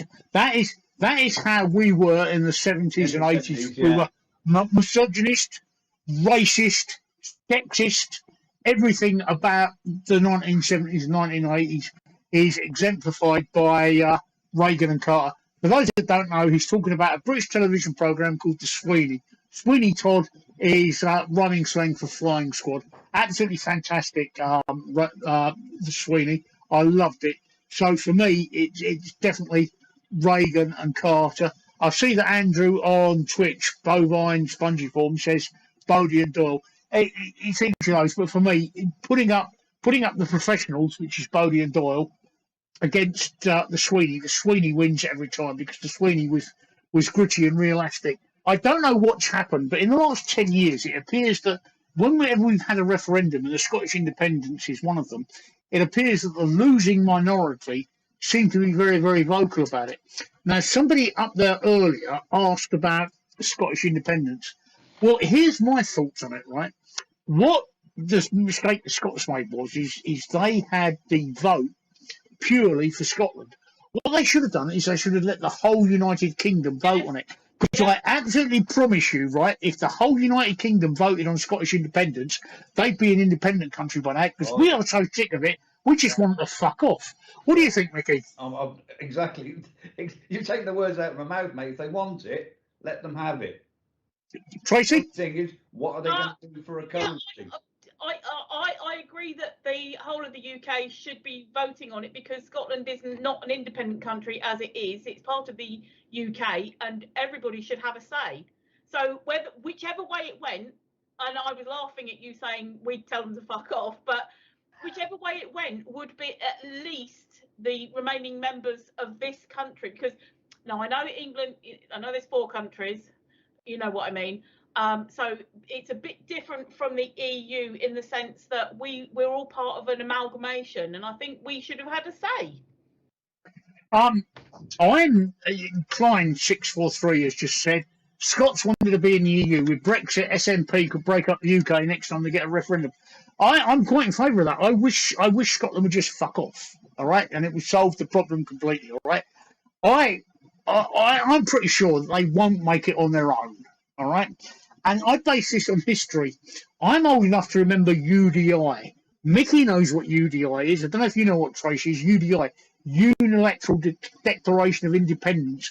Oh, no. Zimbabwe decided to leave the Commonwealth back in 1967, I think, and they declared independence. The country at that time was called Rhodesia, and it was a beautiful country. And it was a first world country, and it was actually doing quite well with an exceptional economy and a very good country. After they left the Commonwealth, they became Zimbabwe, and basically they went completely downhill. And I looked at that, and I thought at the time when UDI was declared, Ian Smith, I think, was the Prime Minister at the time. Rhodesian Yeah, Prime Minister. when UDI was declared, I thought that's going to go terribly wrong for those people, and that's exactly what happened. If you look at Zimbabwe now, it is a shadow of the former self with Rhodesia. It is an example of what happens if a country is left to self-govern with no experience of self-governing. And I have to be honest and say that if Scotland leaves, I can see that situation occurring again. Micky, your thoughts? Well, yeah, I'm totally in agreement. I mean, I think if they did leave, they'd regret it in the long term. Yes, they could try and get back in the EU, but they've got to fulfil the criteria for becoming a member, which they can't do at the moment. What are they going to do for the currency? I understand they still want to keep the British pound, or are they going to go into the euro? I don't know. These are things. I think they'd have to take on the euro, though, wouldn't they? Because I think they would, yes. But when they were talking about it last time, I'm sure they wanted to keep the British pound as a currency. Otherwise, they wouldn't have a currency until they join the euro. But I don't know. But if they want to give it a go, let them give it a go. We can always stand here with open arms and welcome them back in the future if they so want to come. So yeah, I genuinely would if they won the independence vote, I genuinely would love to see them succeed and do really well, and for us to go, no, our close neighbours are just doing so wonderfully, and that would be great. But I just hate it when you've got the media that does all the snarking and the no, look, we're doing so great, because that's what we get at the moment with the Remain and the Brexit and everything, like as in, oh, leave us with all of this, it's just, oh, shut up. I don't think anybody, Klein said Scotland is not a colony of Britain. I don't think anybody has ever said that Scotland is a colony of Britain. It's not. It's a country within the United Kingdom. It's a country in its own right, but it is a member of the United Kingdom. They want to leave the United Kingdom. I'm just going to completely change the subject now. I'm going to wind it down again because we all know that politics can get very heated. I hate politics. I'm going to wind it down again, right? Who's going to win tomorrow night? Micky? England, of course. Tracey? England! I think England will go on and win the lot. I think they'll win the lot. If anybody's wondering what we're talking about the football championships, the Women's Euro 2022 football championships. Oh my God, I'm actually loving the football. I'm absolutely loving the football. The women are playing a class of football that I didn't think was possible. And that's not misogynist, and I'm not being sexist. I'm just thinking that the football they're playing is absolutely incredible. It's such a smooth, flowing game. And it's without the fouls and without the dirty tactics that the men play. And I'm absolutely loving it. And these footballers, what I'm seeing is that a lot of them have exceptionally keen football brains. They are playing football. It's a beautiful game, football. And they are playing football the way it should be played. And I'm absolutely in love with the way that our England team are doing. Now, a lot of the pundits, before the Euro started, a lot of the pundits had Spain down as the favourites and England as the second favourites. And a lot of people said that should England meet Spain at any point during the contest, the winner of that match will probably go on to be the winners of the European Championships. Now, our girls are 2 matches away from being the European Championships. They are playing Sweden tomorrow night. If they beat Sweden tomorrow night, they are in the finals. Can I just take a second? Line 643, do I mean soccer? No, I don't mean soccer. I mean football, all right? We are talking about football. The reason I say football is because the Americans have taken the word football and they've bastardized it, all right? American football, you don't actually play with a ball. You play with an oval. And you don't actually play with your feet. You play with your hands.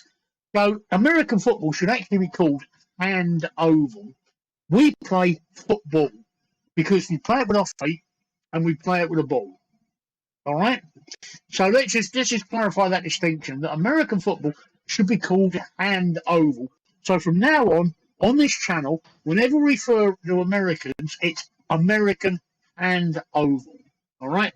Football is what we play. You play hand oval. And the majority of the rest of the world play as well. That's it. That's it. The rest of the world plays football. It's only the Americans that play hand oval. The Americans have their World Series, which is only played in America. And Japan. Well, yeah, baseball, yeah. Yeah. I know. The World Series, it does make me chuckle. Live interaction 587 would rather watch if you Klein 643 if you want brevity, all right. American football is just hand jobs, right? Okay. He would rather watch paint dry than football. That's fine if you want to watch paint dry. That's fine. While you're sitting there watching paint dry, all right, and I've never known anybody who actually sit there and watch paint dry. While you're watching paint dry, I will be enjoying football as a beautiful game. Somebody said that football is a beautiful game, and the way that our England ladies are playing at the moment, it is a beautiful game, and I absolutely love it. There's football as it should be played. What do you think, Tracey? Yeah, I was just cheering. I was agreeing with you. I first watched any of the women's football. I think it was last year because it was the delayed World Cup from the year before, and I can't remember what it was. I think it was England were playing, and I thought, oh, let's just tune in and have a look at this. And you know, being brought up on men's football, and I was absolutely hooked. I was just like, this is how football is supposed to be played. And I just was hooked from then on.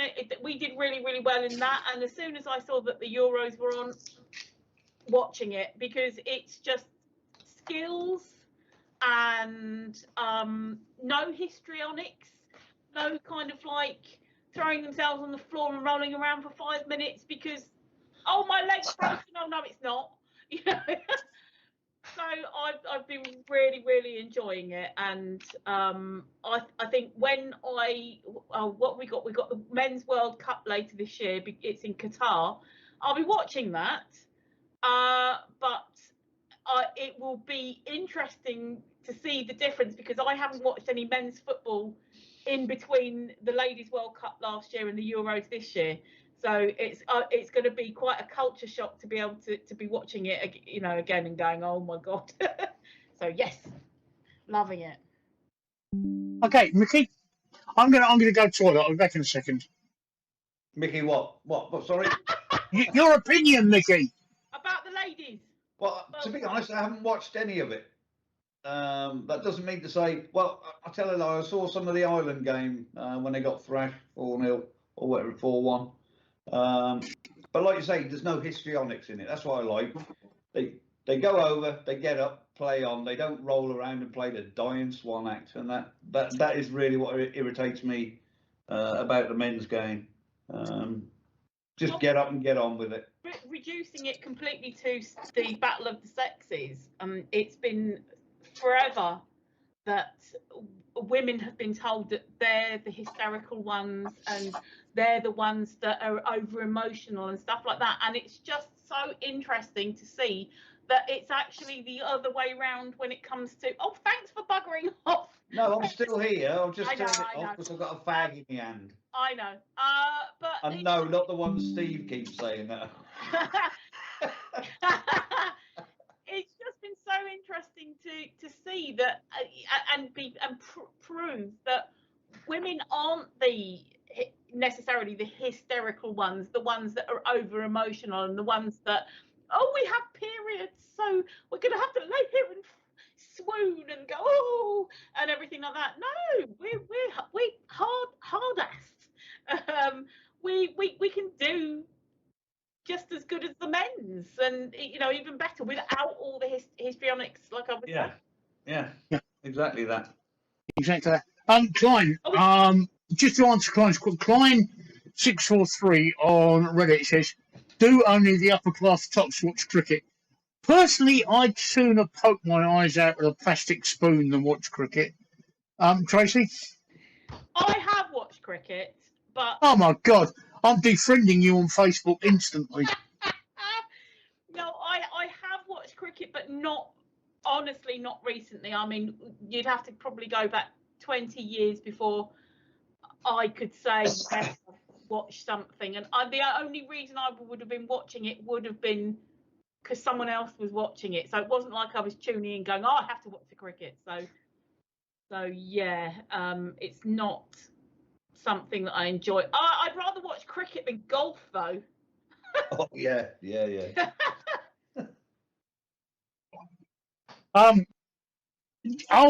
DJ Palsy says there on YouTube, DJ Palsy B says the World Cup will be mid-season. It will feel weird, especially if they're injured. You know they're holding it in Qatar in November because of the temperature. I mean, it's going to be about 40 degrees as it is. And I agree, holding it mid-season is a bit of a nightmare because some of the major Premier League clubs, and I'm not a follower of Premier League club football, but some of the major Premier League clubs are going to be missing some of their big players because of the World Cup. So I agree with you. It is a bit weird there, but that's what we have to pay. Fair. Sorry, Micky? I said I don't even think that it should be held in Qatar. No, I agree. It shouldn't be held in Qatar. They're not exactly a footballing nation. No. The way they've treated their immigrant workers is absolutely appalling. I'm sorry, but I just don't think they should be hosting the World Cup at all. So, just changing the subject again slightly, I'm going to ask all of you. I've got 2 viewers on YouTube. I've got 6 viewers on Twitch. And I've got 17 viewers on Reddit. Would you like to see streams with both Tracey and Micky on again? I'm just trying to find out. I'm just trying to find the level. Do you enjoy seeing me on my own, or do you want to see me with my guests like Tracey and Micky? Let me know. Let me know what you think about that. Even if you send him a private message, and you don't have to tell me and Micky. Even if you send Steve a private message saying, "God, no, I don't want to see that fat cow again," or that boring bastard with the cigarette. Oh, you're doing yourself down, Trace. Oh. Yeah, DJ Palsy likes it. You've got to bear in mind that although it's a bit convoluted, our relationship. Like I said, I've met Tracey on 3 occasions now, Tracey? 3, yes. I think it's 3. It might be 4, but... It might be 4, yeah. I was a guest at her wedding reception, and every time they've met is in a hotel. I'll say no more. Twice. Yeah, no, twice. Actually, no, because the other time was in the hotel. Yeah, it was, yeah. No, it wasn't. It was in the boat club. No, that was a hotel. Was it a hotel? Yes. So we keep meeting at hotels? It was by the side of the river. It was the River Haven. No. Oh, right, okay. Something like that. I thought it was a boat club. No. Right, me and Micky have never met, but I'm intending to put that. We've never met in person. The 3 of us have known each other. Tracey, you've known of Micky, haven't you? I've known of Micky. We haven't. We may well have, forum chatted. Ships in the night. Exactly, that's the one. What? Sorry? Ships in the night. Ships in the night. Ships in the night. I thought you said shits. Sorry, my mistake. No, that's you. Yeah, that's me, yeah. No, it's not. It's Boaties. Jason. Oh, Bodie, come round and use your toilet. Yeah. Nigel Farage's love child. Well, yeah. Boaties. Please bring along your other friend, the love child of Nigel Farage. Unfortunately, Nigel Farage's love child is not the most reliable of people.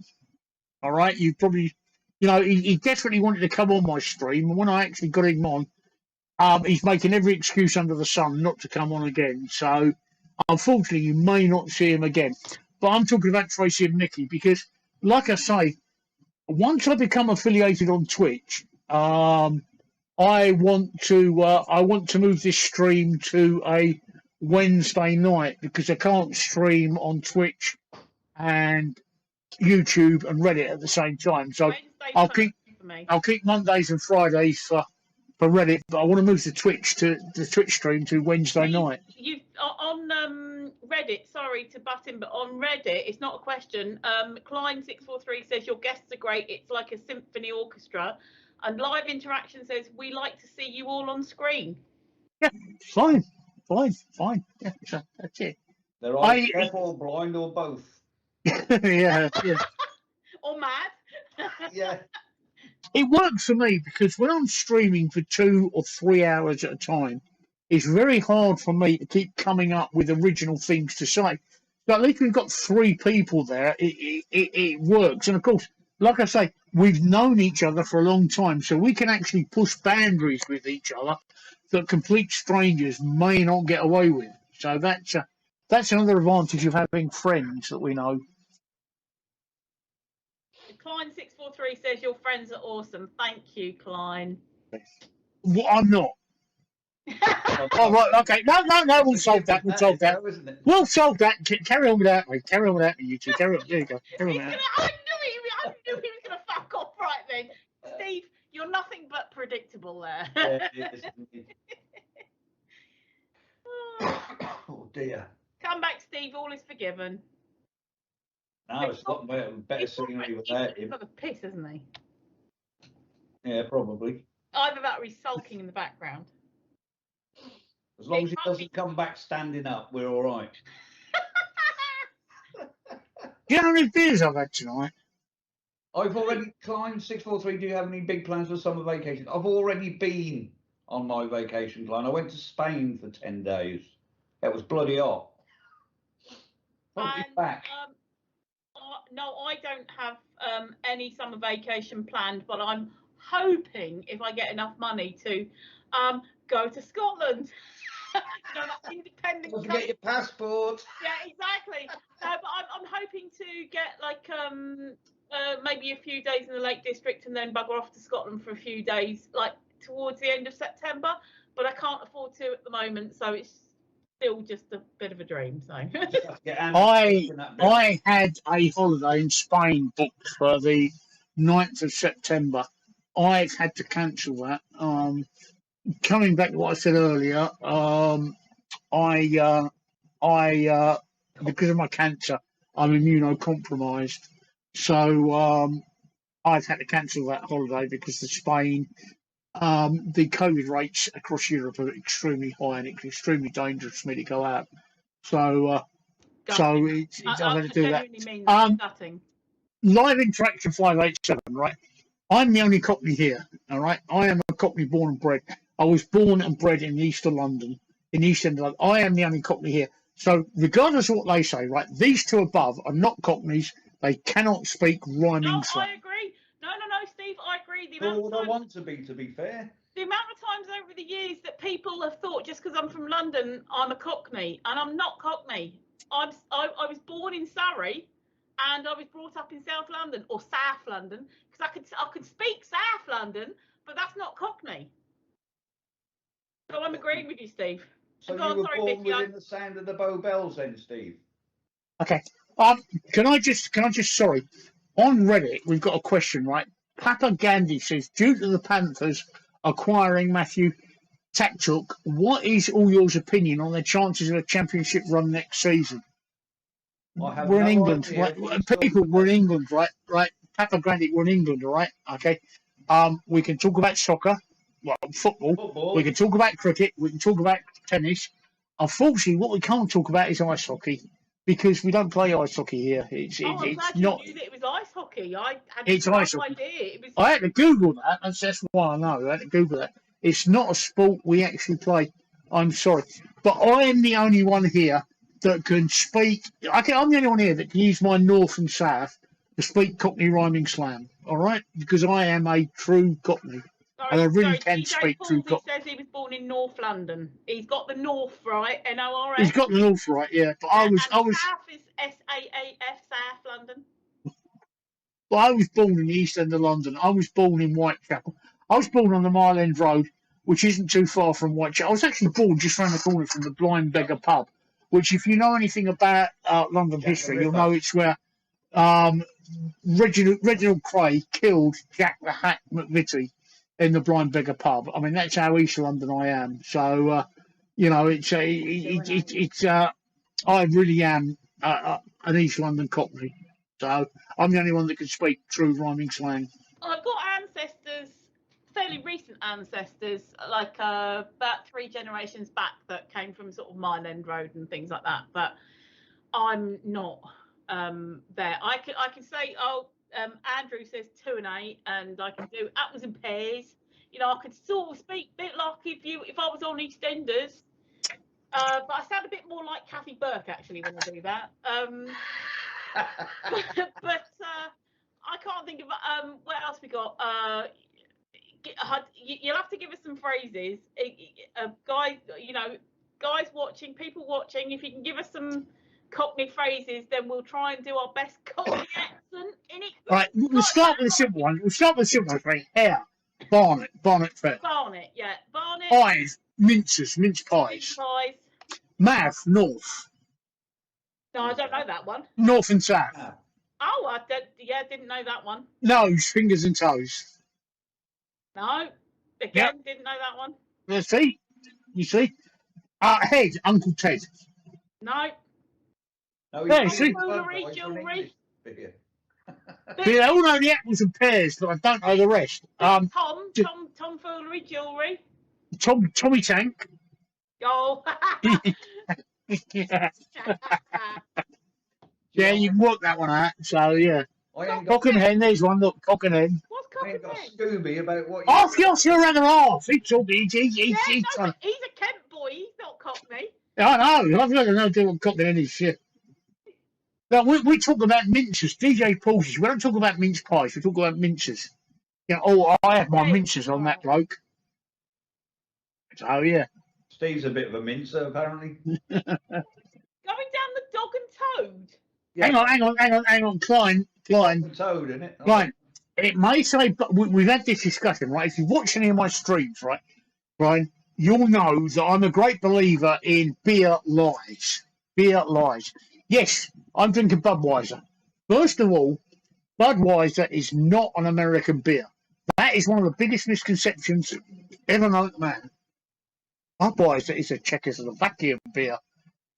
It was originally brewed in Czechoslovakia and then sent to America. But this may say Budweiser on the bottle. On the back it says, brewed in the UK by AB AmBev. In other words, it uses British water, British hops, British barley, British malt, British mice. That's a British beer. All right? It is not an American beer. It is not the Budweiser that they drink in the United States. But more importantly, if you search the history of Budweiser, you will discover it's a Czechoslovakian beer. And if you've ever had, like I have, the genuine Czechoslovakian Budweiser, it is the most gorgeous beer that you've ever had. So I just thought I'd put that one out there. Steve, sorry, right, can you turn my cam off for a minute? I need the toilet. Okay. Are you going to twerk? Has anybody donated for a twerk? No. I don't know. How much is it for a twerk? Oh, I'll do a twerk for 100. Donate. £500 for a twerk. 500 for a twerk, but it has to go to you. Okay. Turn my cam off. I'll chuck in 50p. Can you turn my fucking cam off so I can go to the toilet in peace? Go. Yeah, but oh dear, look. I have to sneak out, rearrange the scenery. You know the way she just disappears into the wall, Micky? It's great, isn't it? Yeah. We were on about the supernatural earlier, weren't we? We were. Yeah. We were. The reason I'm drinking Budweiser, Klein, is because my missus, I love her to death. She's a lovely woman.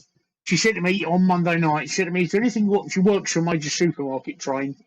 Are you trying to say Tracey's got big tits? Live interaction. By the way, is that what you're trying to say, right? Just come out. I'm trying to say Tracey's got big tits. My wife is a lovely. I'm saying my wife. We're not married.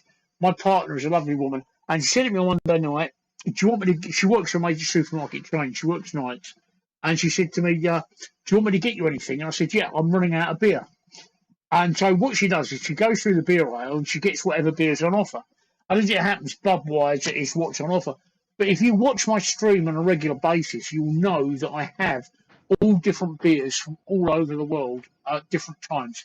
And I don't mind drinking Budweiser. I don't mind drinking Foster's either. I don't mind drinking from Carlsberg. My favourite beer is from Micky's area. It's called Woodford's Wherry. And it's absolutely gorgeous beer. But I'll drink any beer. It doesn't really matter to me. So yeah, I don't feel bad about drinking Budweiser. It's better than drinking nothing. She's just returned through that wall. Hang on, what are we doing here? Huh? What are you doing, Tracey? Huh? Have you wet yourself again? She probably unwiped properly. She's going to get a damp seat. She's wet herself again. No, what it is this is a fake leather chair, and oh my god, do not sit on it with no trousers on. I'm sitting on my chair with no trousers on. Live interaction.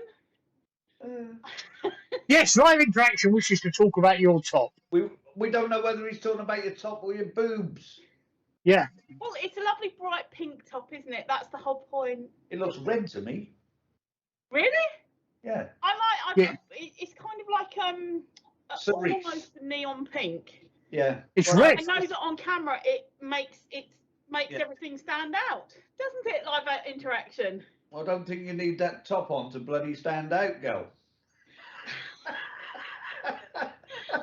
No, the thing is, if you wear black, it makes everything flatten out and blend. So I thought Steve could have a bit of encouragement with a bit of my cleavage. So, you know, the first 10 minutes were private time, weren't they, Steve? So they were. Do you know what, Tracy? I've got to tell you what. I'm really not a tit man.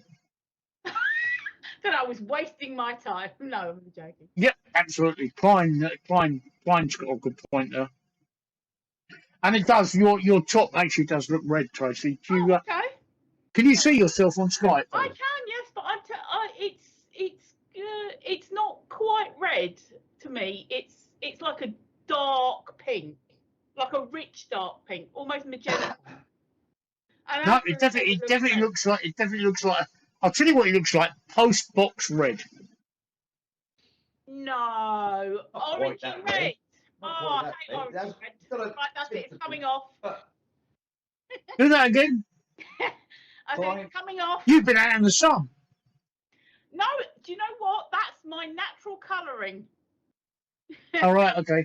Honestly, that is always dark, and then if I go out in the sun, then that bit really does go really dark. So, how many of them do you get to the kilo?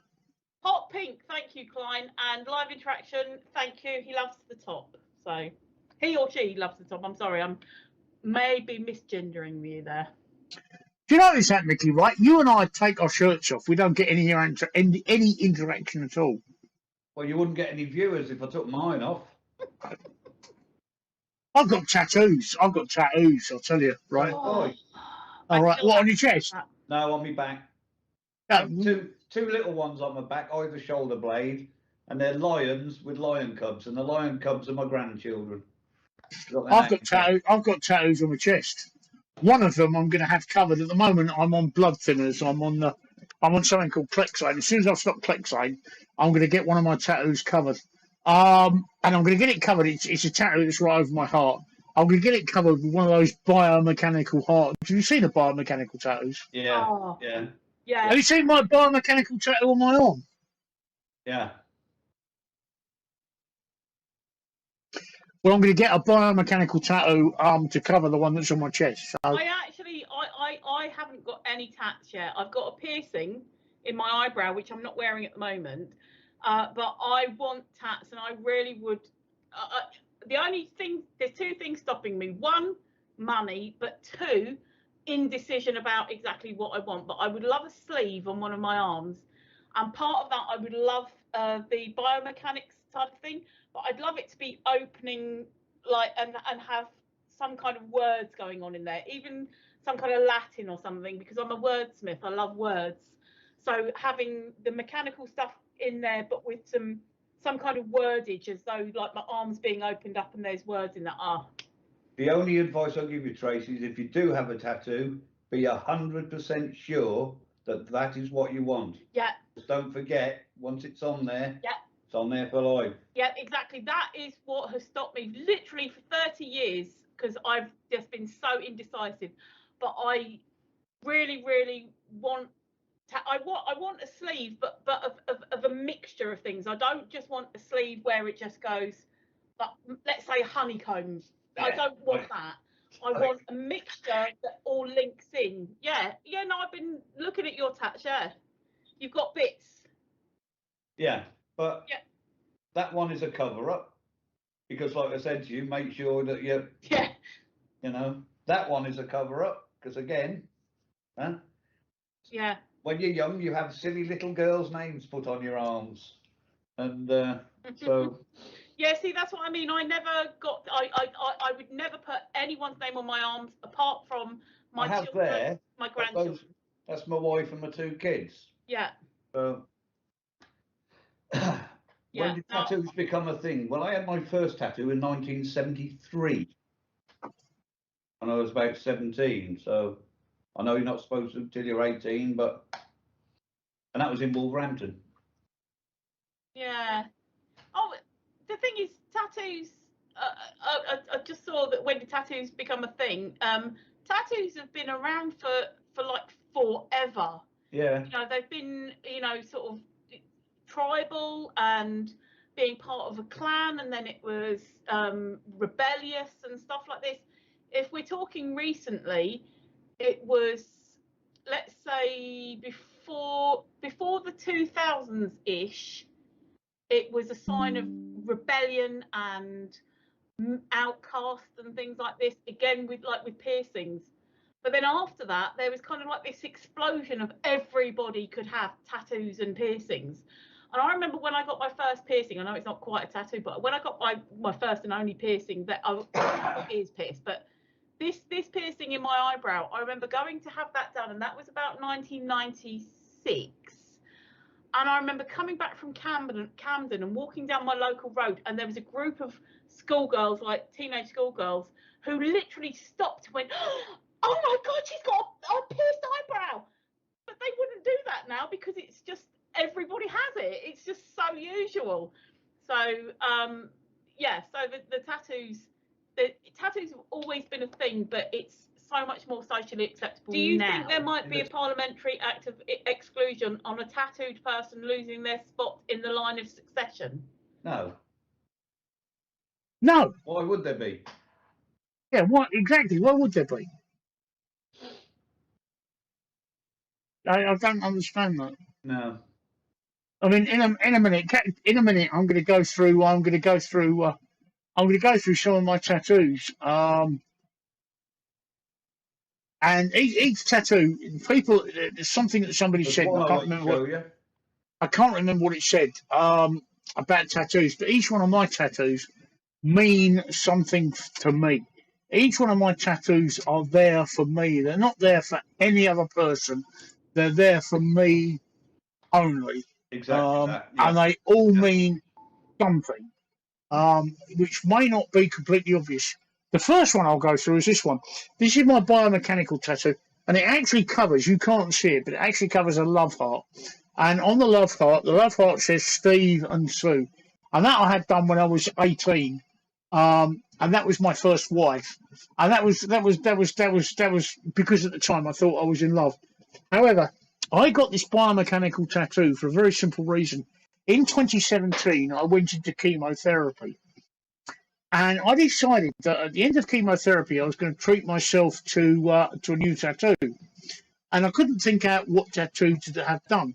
And then it came to me that what I should have is something that celebrates my beating cancer.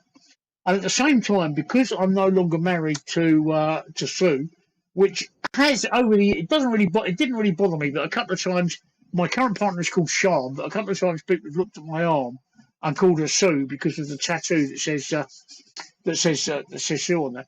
So I thought about it, and I thought, well, what can I have done? And I thought, I'm going to have a biomechanical tattoo done. Now, this one is of a pistol.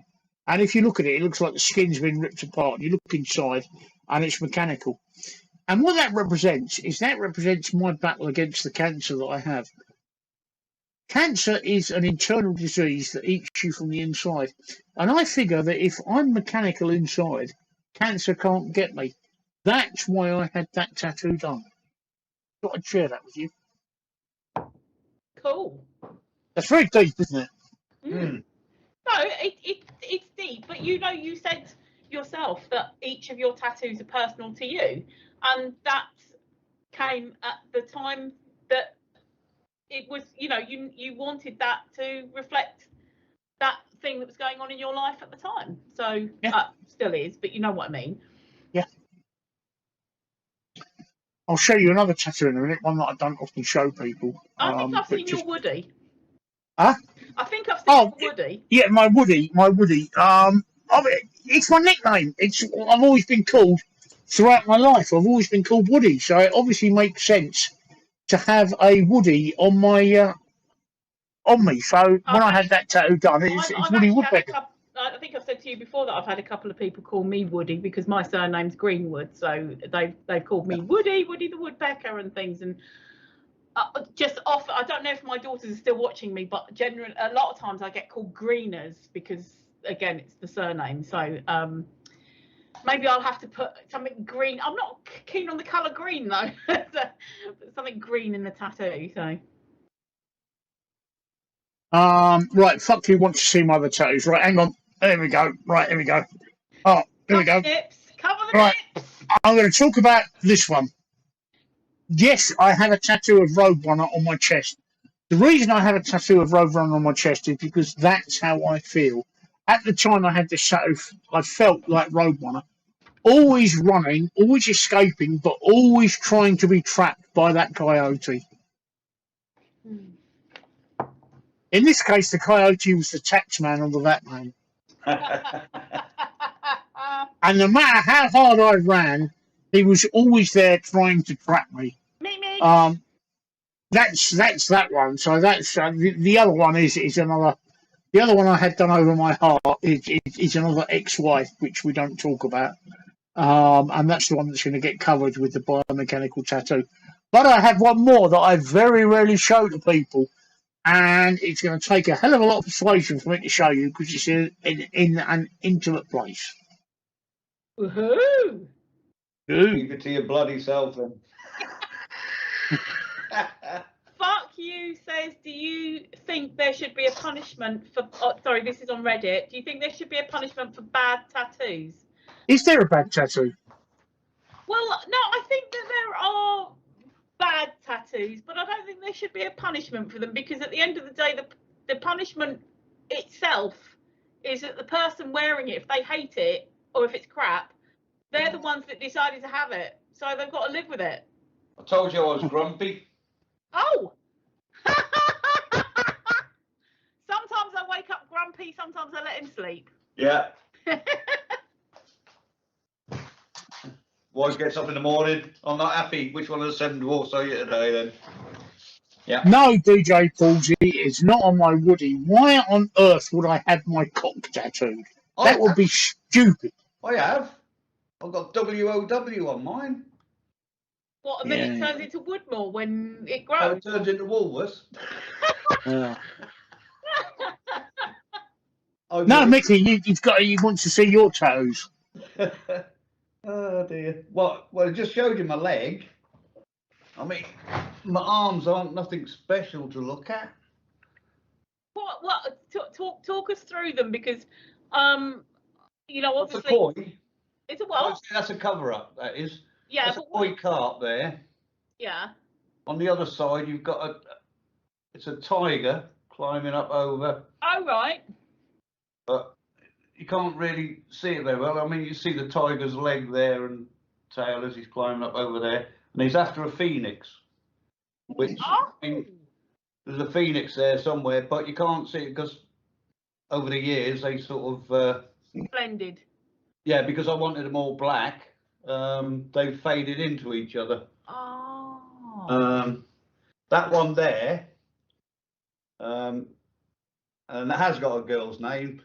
And that I had when my sister died. She was only 18 and died in a house fire. Oh, gosh. So I had that done. Yeah. As a memory, you know. Yeah. Then on the other leg. A tribute. Yeah. Yeah. On the other leg, if I can get it up there, that's just a skull. Oh yeah. And on my shoulder blades, I've got two. Hang on.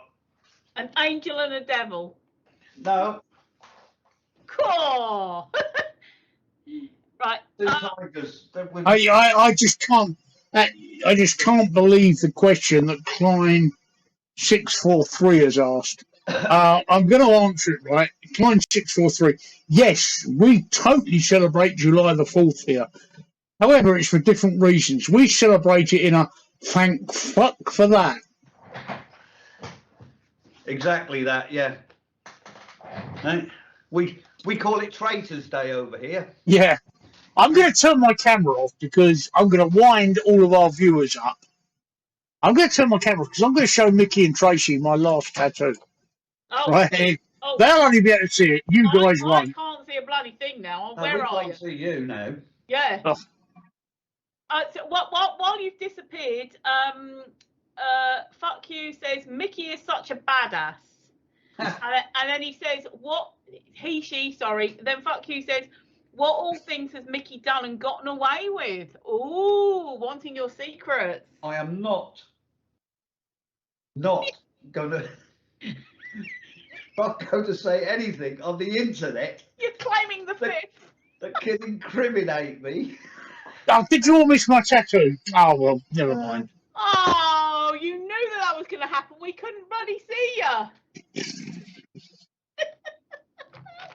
I think he went for a sneaky. The only way you'll see my fifth tattoo, right, is if you are intimate with me. Oh. Well, I'm not likely to fucking see that then. Thank God. That's the only way you'll ever get to see it. But to answer fuck you, I've done things that perhaps I'm ashamed of now in my past, but I'm not going to talk about them here.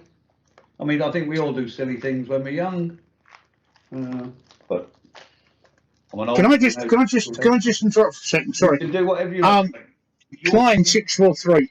Not only is there not a Fifth Amendment in the UK Constitution, but in the UK we don't actually have a codified constitution. Sorry, carry on, Micky.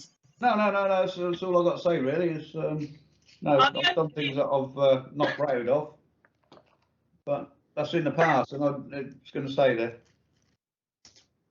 The only reason that I piped up about the claiming the fifth is it's something that my dad used to do in about the last. While my mum was still alive, probably like the last 5 years of her life, because my mum just sort of like hated lots of stuff. And then if it was something that, if my dad wanted to say something that wound my mum up, he would just be like, well, I'm claiming the fifth on this. And he just used to say that, and that would wind my mum up even more than the thing that he wanted to say. So that's why I said it, because I thought it was a really, that's what my dad would have said. Oh, Micky's disappeared again. Do you notice after 6 bottles of beer, I'm starting to sink down in my chair? It's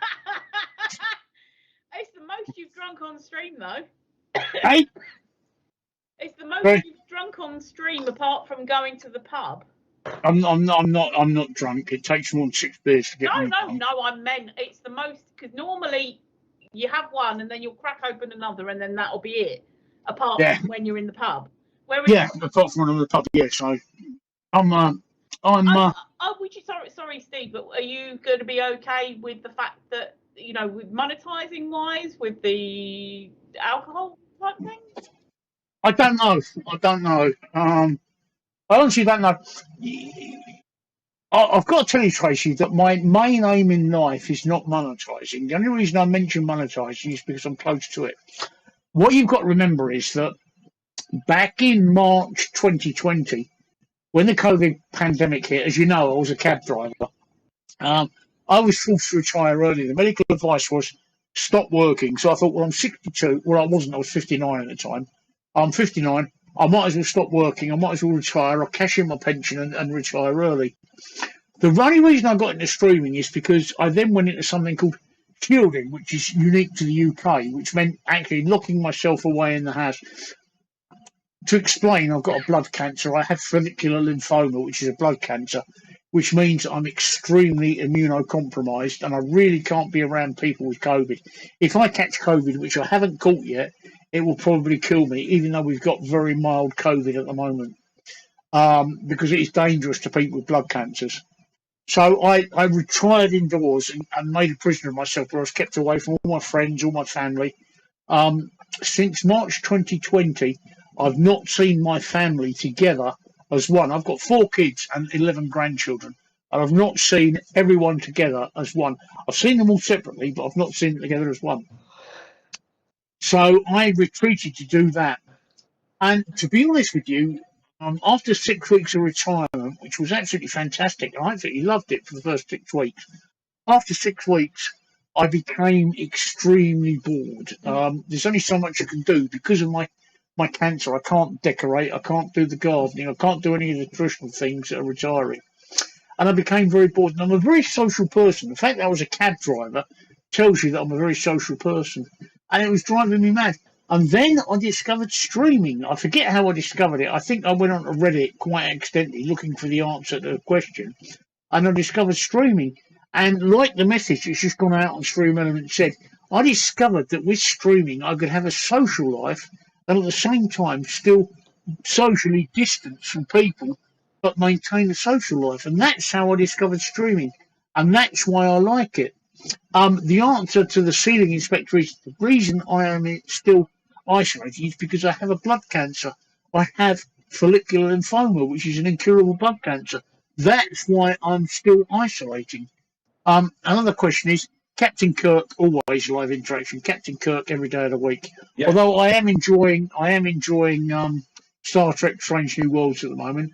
I'm up to episode 7. They've just taken on the Squall and beaten them, and I'm quite enjoying that. So I'm up to episode 7 at the moment. So the ceiling inspector. That's why I'm isolating, because I have cancer. I have a blood cancer. It's incurable, and it's very dangerous for me to be out there in amongst the public at the moment.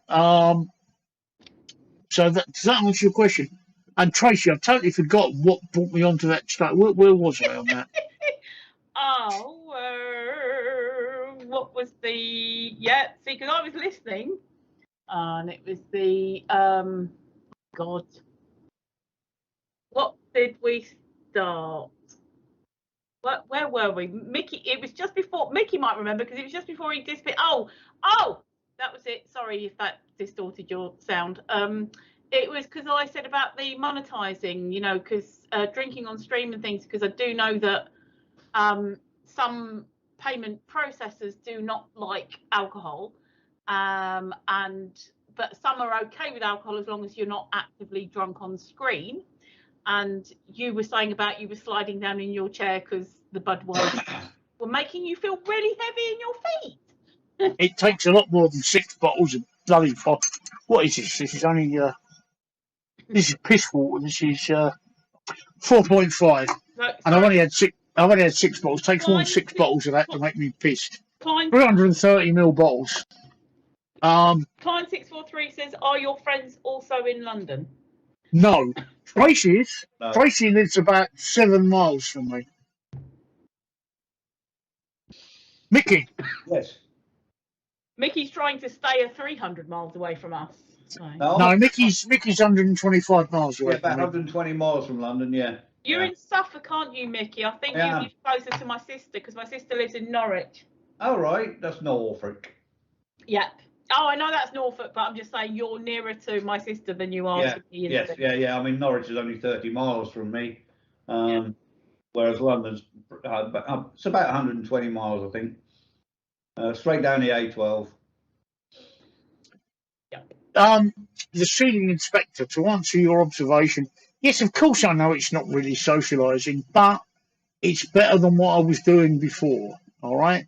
And you've got to remember that I've known Micky and Tracey for at least 15 years.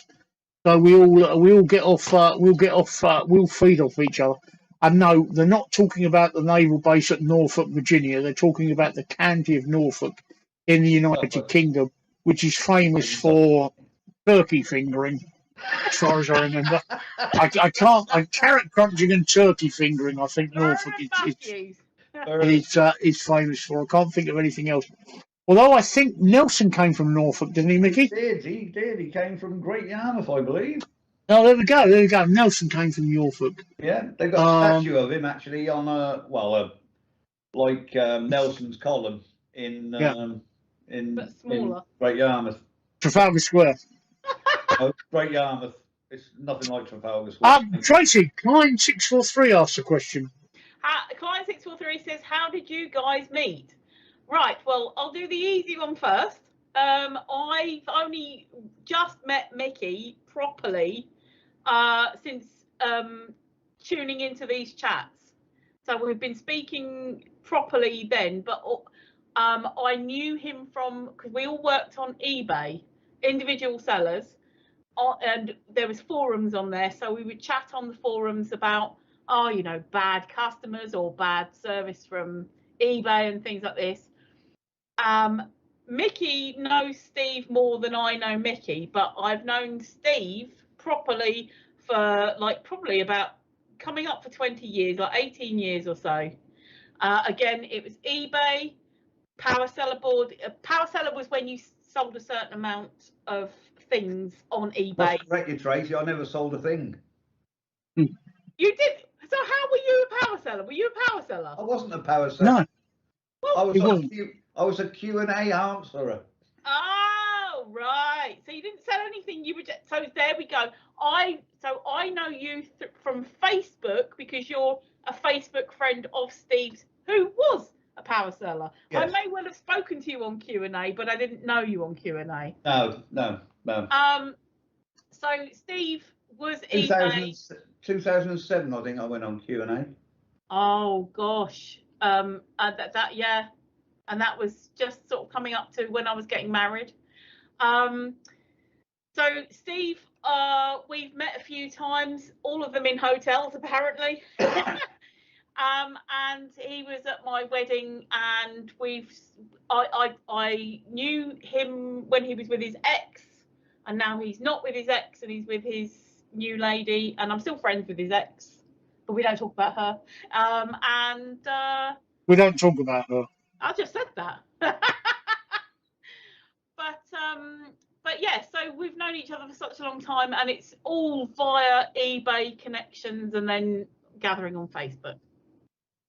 That was a long way around the houses for that explanation. Yes. I personally have no idea who these two are. We just gave. They are completely random people that message me and say, "Can we be on your stream?"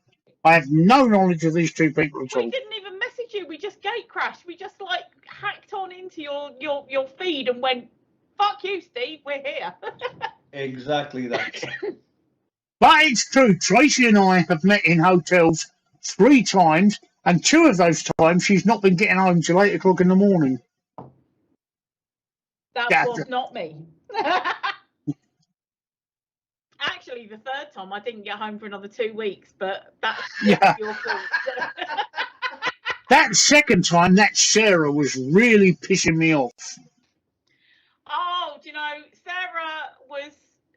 I hope she's not watching. We're not. None of us are friends with her at the moment. Sarah, I like. The thing is with Sarah, she was with that Michelle, and then she. Sarah. Huh? Sarah. Yeah. 2nd time we met in the Friend Hotel, it was Sarah. She would not. I know what you're saying, but Sarah, she was sort of with Michelle, but then she wasn't. Yeah. And then she was so just flirty with everybody, and then fucked off with somebody else completely. Well, she wouldn't fuck off when I wanted her to. If she'd have fucked off when I wanted her to, things would have been a lot different.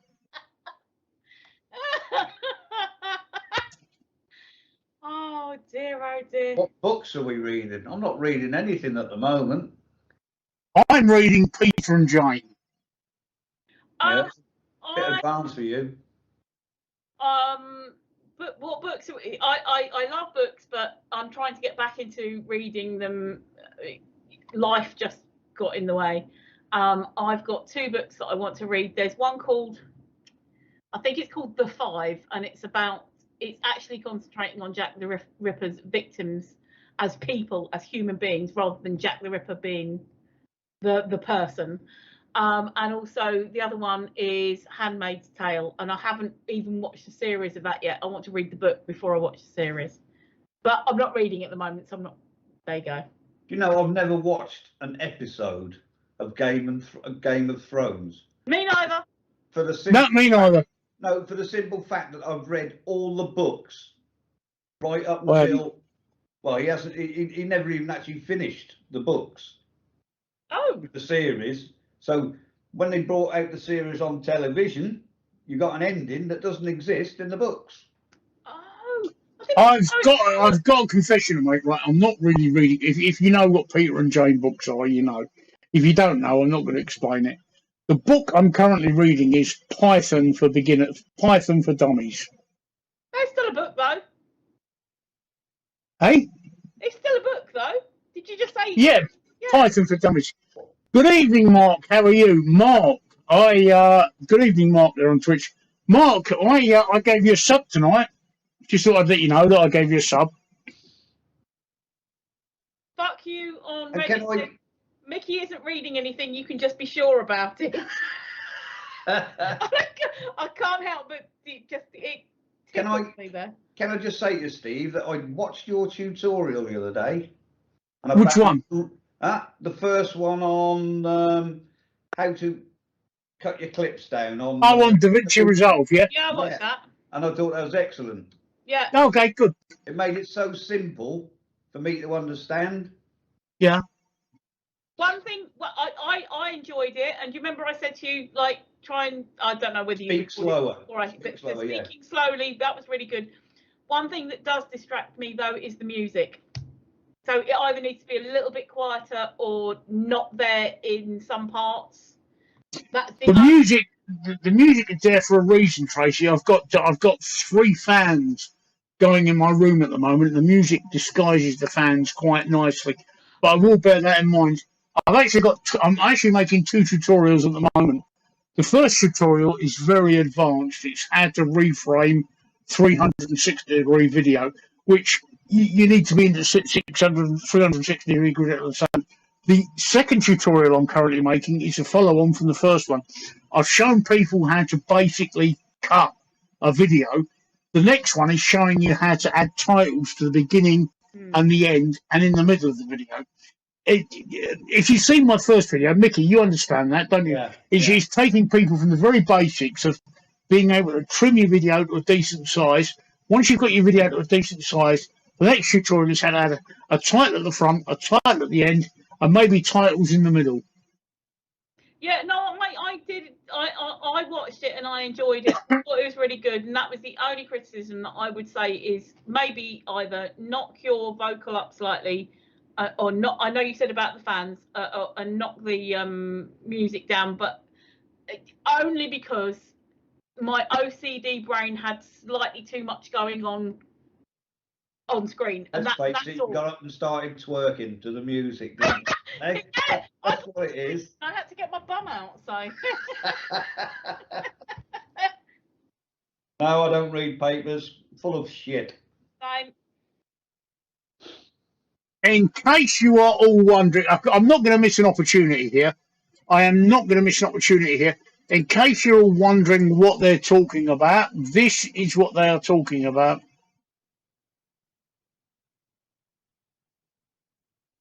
I will not miss an opportunity. Let's post it on Reddit. Hang on. Post it on Reddit. While he's doing the technical thing, see this bit above? That's me. The link tree, the Greenwood, that's me. So if you want to like find out more, you know, subscribe to stuff that I haven't even started yet, then that's me. And Micky hasn't got a link tree because he's just not interesting. No. I don't even know what it is. We've got 11 minutes left on Reddit, by the way. Cool. Oh. Then we get kicked off. No, well then Reddit. Well, what happened basically is Reddit just shut down. I'll restart the stream. It's not a problem. Oh, that's a I actually got six watches on Twitch, which is the most I think I've ever had. I'm just looking through it. We've got 2 on YouTube, none on Facebook, which isn't surprising. 6 on Twitch, which I'm very impressed about, and 11 on Reddit. So there we go. That was what I was going to ask you, Steve. That I remembered when I went to the loo for some reason. Was when you're doing your Twitch streaming on the Wednesday. I know it's not happening yet, but in the future, do you think that you'll start it earlier? Do you think you'll do a longer time? Yeah. Oh, cool. The only reason I start my stream so late on a Monday or a Friday is because my partner works nights, and those are the times that I drop her off at work. But she doesn't work on Wednesday, so it's not a problem. So yeah, I'll be starting at about 8 o'clock in the evening. I won't start it before 8 o'clock because I've got lots of things to do during the day. But I'll be starting at about 8 o'clock if that's okay with you. Yeah, no. See that's what I mean. I was just thinking about sort of the logistics of the things, because I have things to do on a Thursday morning, which is great. I don't mind doing stuff the night before. Are you watching Reddit, you two? I am, but I was finishing my conversation. All right, cool. But yeah, so I mean, it would be quite good that if we start at 8 and have like a, safe for work stream up until 9 o'clock, and then after 9 o'clock, all the adults come out to play. So yeah, I'm good for doing that. So like Micky, I say, Reddit. Micky, what? I'm sorry. You're being proposed to. I'm being complimented, and I don't really know how to take them. I'm not used to that. Normally, it's shut up, you stupid old bastard. So well, I think you need to twerk. You what, Micky? Yeah. Are you having a laugh? Who's going to read out what it says? Fuck you says Micky is so interesting, and then Klein643 says I think Micky has a Samuel Beckett vibe going on. Who the heck is Samuel Beckett? Google is your friend. And then live interaction 587 says we are happy with Tracey's front and lovely to. I don't see what that word. Lovely and lovely top. We don't need twerking. Thank you. Oh, he's an Irish novelist, apparently. Well, that's what comes up first on. We've got about 8 minutes left on Twitch. Now Reddit. The thing about Reddit, right, is the viewers can actually extend the time. They've got the ability to make the stream last longer, so they can actually extend it. Viagra? Yeah, they can actually select to add time to the stream. But at the moment, we've got 8 minutes and 12 seconds left on Reddit. But I'll restart the stream afterwards, seeing as everybody's having such a good time. When it drops, I'm going for another pee. That's probably too much information. Not together. I missed what you said there, Micky. Sorry. I said so am I, but we're not going together. Hand in hand. I just sit here and piss myself.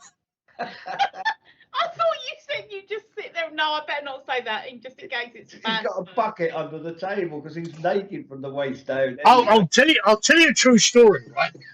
One person here who's watching, right? I will not name them, but one person here I know who's watching, right? When they stream, right? I'm obviously I'm not.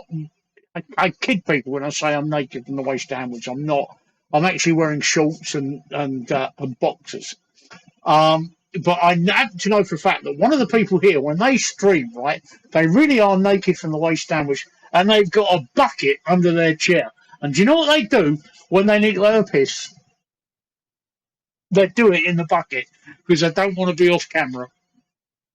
That wouldn't surprise me at all. I mean, there's a streamer I watch, and he's probably streams for 6 or 7 hours at a time on Twitch. And like I say, he never seems to leave. So where does he go?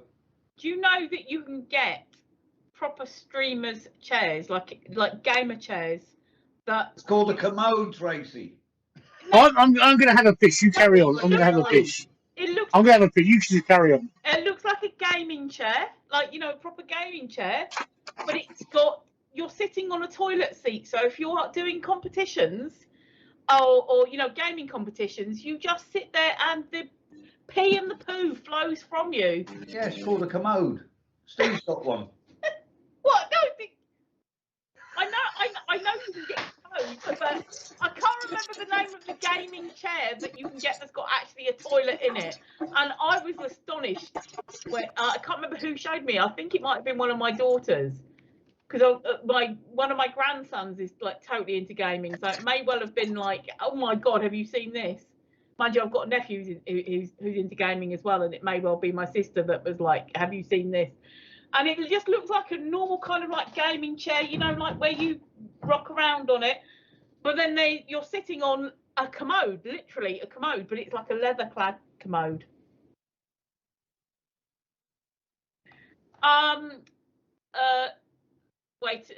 Right, so fuck you. You should all talk about your past experiences, crucial info hidden, of course. Wait for Steve to come back on that one. You may well make a note, because you said it would be such an exciting podcast. But I want to address Live Interaction 587. I can't believe you haven't heard of Samuel Beckett. Waiting for Godot is classic. What Where is amazing. See, the thing is, I think... You know, I can hear you when I'm going to toilet. I can hear you all. Yeah, we know. We can't hear you when you go to the toilet. You can't hear me because I turned my mic off. Thank Christ for that. Mr. Mad Mark says that's genius about the commode gaming chair. Can you get beds like that? Mad Mark, I've dropped a sub to Mad Mark. Mad Mark understands what I'm talking about. I dropped a sub to Mad Mark tonight because I've known him for quite a few months now. He said that when COVID has come down, he only lives around the corner from me. When COVID rates have come down, he will join me when I can go back to the pub. He will come back. He'll come and join me on a pub stream. I think that would be so interesting. I've enjoyed your pub streams, and I think it would be great to have this kind of thing, but sat outside or wherever in a pub. You know. Anyway, getting back to fuck you talking about your past. Just to let you know, there's 3.5 minutes left on Reddit. It would take me a very long time to talk about my past experience. Time that we don't have tonight, but it would take you a very long time to what? Get it up? To talk about my past and my experiences, where I come from, and how I am where I am today. Micky, it's not Mad Mark. You obviously watched that stream, didn't you? There was one stream when I was down the pub, right, where everybody accused me of faking the background and faking the pub. Oh, I saw that one, yeah. And you went all the way up to the phone box and back again. And this is a fake barman. And this is, but Micky, fuck you says you should all talk about your past experiences with crucial info hidden, of course. I think, and then they say it would be such an exciting podcast, and I think that we can't go into it tonight, but I think that if none of this is planned, but I think that if we did like we're going to do a section of talking about the past. That might be I think that would be an interesting future podcast. Tonight it's like 1 o'clok in the morning, and let me wankered. So let me before we answer fuck news observation, right? Let me ask you a question, right? Are you interested in doing this again on a Monday? Micky's my guest on a Friday. Are you interested in doing this on a Monday, Tracey and Micky? Yeah. I don't mind. Yeah. How about you, Tracey? This is your first time, and I know we discussed before about your nerves. The thing is, I couldn't do it any earlier. That's fine, Micky. Because I have things I do on a Monday night. Earlier I understand. 9:45. But yeah, I couldn't do any earlier than 9:45. No. He's a test pilot for Slumberland, Tracey. Exactly. Yeah. Oh yeah, no, I didn't have nerves as such. I just was like quite excited anticipation, sort of.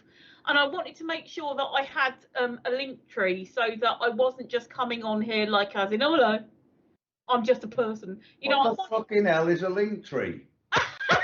It's basically, it's a page. 35 seconds on Reddit.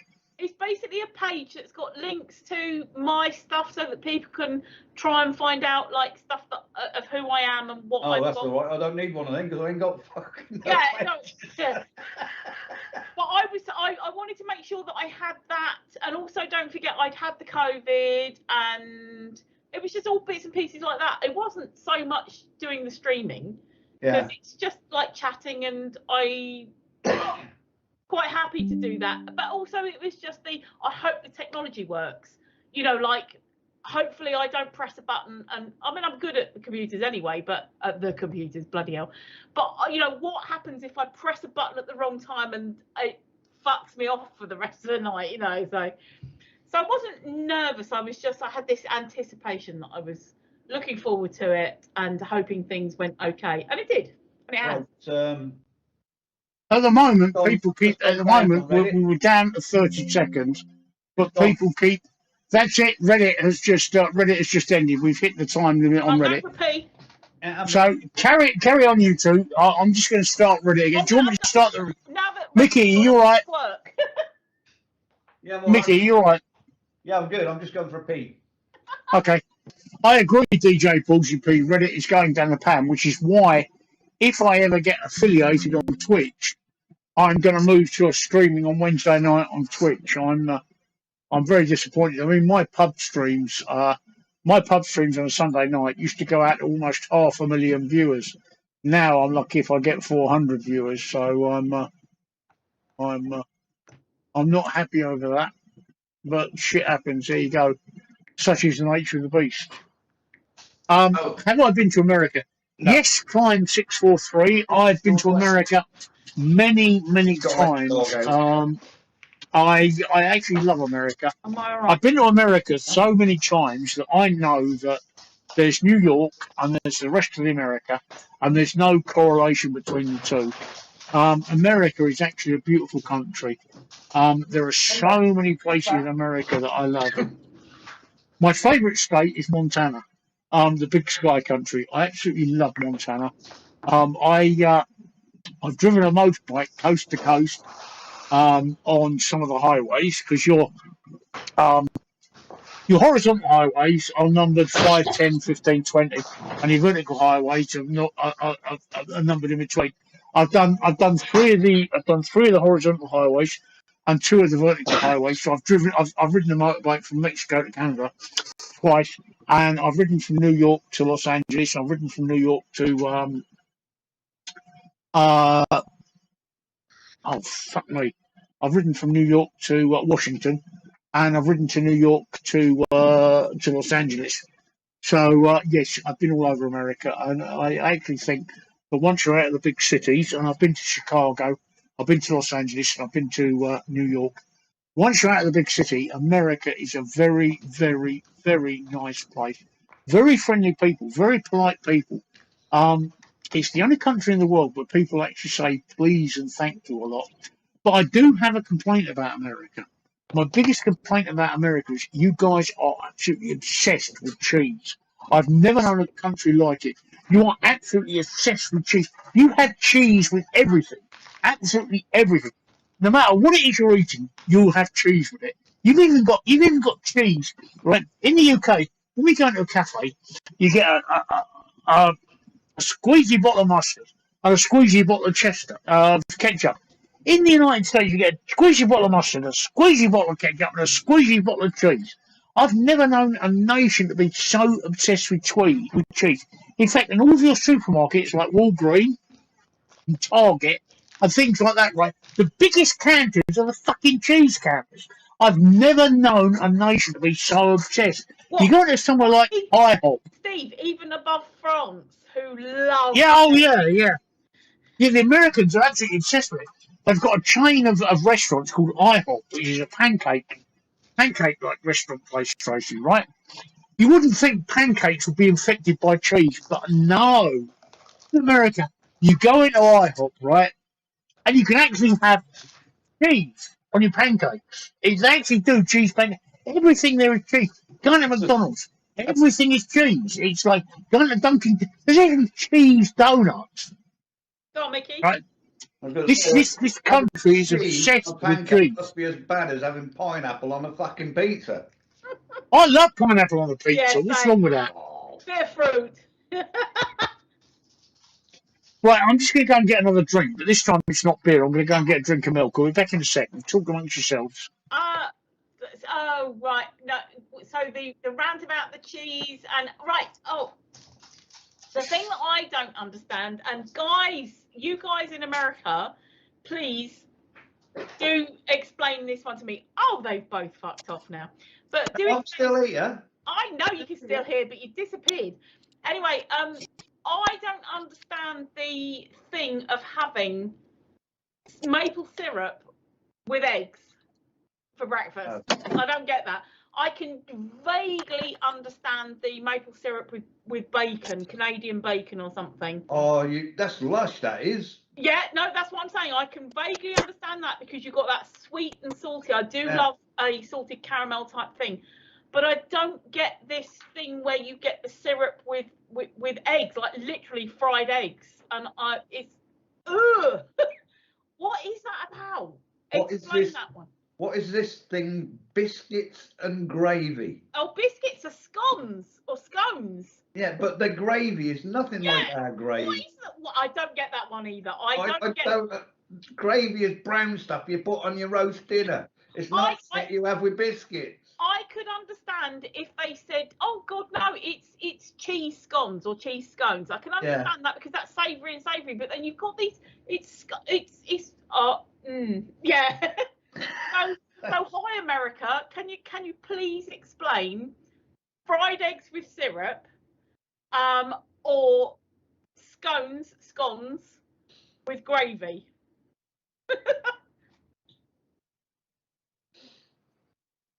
And they've all gone quiet. Hey? Sorry, I was welcoming Steve back. What did you say? So they've all gone quiet. Come on, America. What's this with biscuits and gravy? We've got a delay on Reddit anyway, so wait for them to catch up. DJ Paulsy P says, I need to go to bed. You will be missed. Yes. I enjoy your contributions. We're not here Friday because Steve's away. We're slacking. Back on Monday. Monday. Mark on Twitch says, I got fried egg flavoured crisps in Tenerife before and loved them. Oh, I can understand that because that's like having egg with chips, like French fries. I can understand that.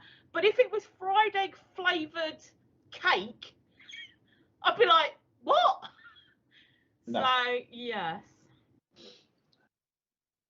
Why are you on the milk, Steve? Have you got some heartburn from all those buds? No, well, I'm not drinking beer, I drink milk. Oh, cool. I actually like milk. I quite enjoy it. Do you know what? I had, with the hot weather, and I was never really a coffee drinker until about a year ago at all. I wasn't even like a tea drinker, and recently with the hot weather I've got into the chilled coffees that you can buy. Yes, I know, commercial. I love iced coffee. Frappuccinos. Oh, just the ready-made crap stuff that's got lots of crap in it and a bit of sugar and that, and it tastes a bit like coffee. You can actually buy the tins in the supermarket trays. Yeah, well, but that's what I mean. And I bought one that was called Emmy, EMMI, and the review on Tesco was good, and I thought, oh, let's try this. It was like £1 or something, special offer. And it was like drinking milk that somebody had put a bit of sugar in it. Ugh. And I was so outraged that I had to put a review on there saying, literally, this is an expensive way of drinking milk. Maple and eggs is a Canadian thing, as Klein said. Oh, yeah, but yeah, okay. Well, I still don't get it, wherever it's from. No. The only reason that I thought it was, well, it's North America, but the only reason I thought it was like an American or USA thing is that when you go to a Wetherspoon and you ask for the American breakfast, that is part of it. But I don't eat that. I have the full English. I do like a full English, but I don't want cereal. You know that Wetherspoons all comes plated up and they just microwave it, don't you? Yes, because my eldest daughter, I don't know if she's still watching, but my eldest daughter had a Wetherspoons career for about 5 years. Oh, right. Yeah, she started there. She was one of the kitchen staff, so she said it's literally ping and ding. I won't eat in Wetherspoons since I had a mixed grill. Turned over my lamb chop and there was a little circle with the date on it, which was 3 months out of date. Could have been frozen. So, well, I don't care. It was stick on it, 3 months out of date. And do you know what they said? Would you like another one? No. And I've never eaten in Wetherspoons since. Yeah. Yeah. See, that's the thing. You go into Wetherspoons knowing what you're going to get. Yeah, you do. Yes, yeah. But I mean, yours is kind of like that made me cringe. That really did. If I bought a Wetherspoons breakfast and the sausages had like a date stamped on them, I would be like, huh? A little round disc on the back with a date on it, and it was 3 months out of date. Okay, it might have been frozen, but yeah, you shouldn't have had that on your plate. Say that again. I said I don't want that on the plate. No, I said exactly the same thing. You shouldn't have had that on your plate. So, Steve FW Audio on Reddit says can only see part of the person on top. Yeah, because I've got my camera switched off at the moment. Oh yeah. Hang on, Tracey, just move you across. Hang on. Micky switched off, so it's mighty. I see. Yes. I'm coming back now. No, it's all right. I've sorted it. Look, there you go. There you go. And there we were. Sorry. Klein643 on Reddit's got a question for us, and so is live interaction. Cool. Top 3 favourite US presidents. Good question. Can you even name 3 US presidents? I can. I like Roosevelt. I like Abe Lincoln. And that's about it, really, I think. None of the modern day ones. I mean, the past 3 clowns you've had, well, you just seem to be going downhill, to be fair. And as for do any of you use crypto? No, I don't. I don't yet, but I'm open to it because I know that my brother has. I wanted to say tampered. That's not the right word. He's dabbled. My brother's dabbled with crypto, but it's not something that I'm fully aware. And the top 3 favourite US presidents, I don't have a good enough knowledge of American history to be able to go, yeah, that and that. So. Okay, in my case, it's William McKinley, Grover Cleveland, and Ronald Reagan. Did you fucking Google them, did you? No. The reason I remember President McKinley is because back in the 1980s, when CB came to the UK, one of the CB radios you could get was a President McKinley. Oh, right. Yeah, so there you go. And I happened to, at the time, I thought, well, why have they, and this company president named their CB radios after all the American presidents, and I looked up President McKinley, so that's who it was. Grover Cleveland, I only remember because he was a reformist. He was actually somebody that reformed the United States. If I remember correctly, he was the first Democrat elected, and he was actually a reformist president, and he actually set some of the modern things that we do today. And of course, Ronald Reagan, surprisingly, was actually quite a good president. He took over from Jimmy Carter, but Ronald Reagan was actually quite a good president. I quite enjoyed Ronald Reagan. He had a lot to do with it. And that's the only reason why I picked those ones. Maybe not the most famous ones, but that's it. I'll get my teeth back in again. Ronald Reagan was someone who featured quite heavily in the early 80s for me, when we had that threat of nuclear strike, nuclear war. Him and Thatcher were bedfellows. Sleeping with each other. Huh? Sleeping with each other. Yeah. Yeah. And it was, you know, who was the puppet and who was the puppeteer, and it was really quite scary at the time. And so, but that's all my knowledge of him, and based on that, I wouldn't have said he was a good president. But somebody was probably working him from behind, even behind Thatcher, because George W. Bush again was very much of a puppet. So my three favourite PMs are Margaret Thatcher, Winston Churchill, and Clement Attlee. Margaret Thatcher. Yeah, exactly. Yeah, Margaret Thatcher. Shall we storm in there now, Micky? Hey? Shall we storm in there now, Micky? Yeah. Huh? Margaret freaking Thatcher. Margaret Thatcher. And you know why, Micky? Because we discussed this before. We have, yeah. And you know why. And you know my feelings on the subject. Yeah, I know. I'm not going to go through them again. But nobody remembers Clement Attlee. I do, though. I do. National Health Service, thanks to him. Well, actually, the National Health Service is done because of a guy called Nye Bevan, but Clement Attlee was the president, and we, thanks to that Prime Minister, thanks to Nye Bevan and Clement Attlee, we have got the best free medical service in the world. Although they're trying to kill it off at the moment.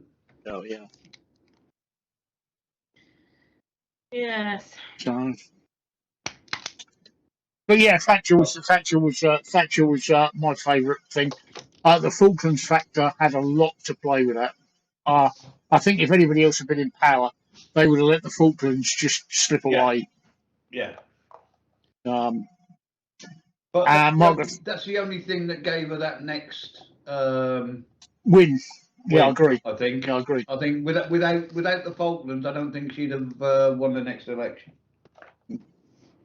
I don't think she would, because when I was a kid, she was always known as Maggie Thatcher, the milk snatcher. Yeah, because she took away the bloody milk. She took away the free school milk. Yeah. So, but in 1979, I voted for her. I plead guilty to voting for her. And in 1982, she showed that she had some real balls. You know, Micky, we shouldn't have won that war. Everything was against us in that war. Yeah. There was no way we should have won the Falkland Islands. There was no way we should have won the Falkland Islands back, but we did. And it was down to Maggie, and I love her for that. Well, and yeah. I'm sorry, but I disagree with you. It was down to the troops on the ground. Maggie might have sent them, but it was actually the troops on the ground that did the business. Yeah, I agree. It was the troops on the ground that did the business, but yeah, Maggie sent them. That's the thing. Maggie sent them. Any other Prime Minister would have just rolled over and took it up the arse. Good night, Mark. I'll speak to you later. Good night, Mark. Night, Mark. Bye, Mark. I'm gonna be ending this stream in about 10 minutes as well, because I need to go and watch some Pornhub. Is there some new material up there that you've been missing? Well, I've seen it all twice, so yeah, just check. I just like to check. During the lockdowns, you completed Pornhub. Yeah. I completed Pornhub long before the lockdown. xnxx.com is the better one. Oh, what? xnxx.com. I've never heard of that one. Jeez. Well, there you go. You're going to Google it now. Look, xnxx.com. Yeah, no, my go-to site is X-Hamster. X-Hamster. Yeah. It's what? Sorry, who? X-Hamster. Yeah. Oh, wait. Oh, well, yes, X-Hamster. I keep forgetting about X-Hamster. Yeah. X-Hamster. Yeah. X-Hamster is that since the Hello, Krampus. Oh, since the like tightening up of the rules, as in there has to be people you know, like they signed to say that they agree to their stuff being up. if you're not signed in, everything is Desi, DESI, and Tamil, and you just get all this stuff that just seems to be women being forced, like Asian women being forced into doing some disgusting things, and it's just like that's not what I want. I'm here to watch the sexy stuff. I don't want to see a woman who looks like she's in pain. And in that case, it's like, okay, she may well have signed her consent, but under what pain did she sign that consent? Yeah. I'm with you, live interaction. Live interaction, you'll just have to choose. In about 8 minutes, I'm going to end the stream at about 1:20.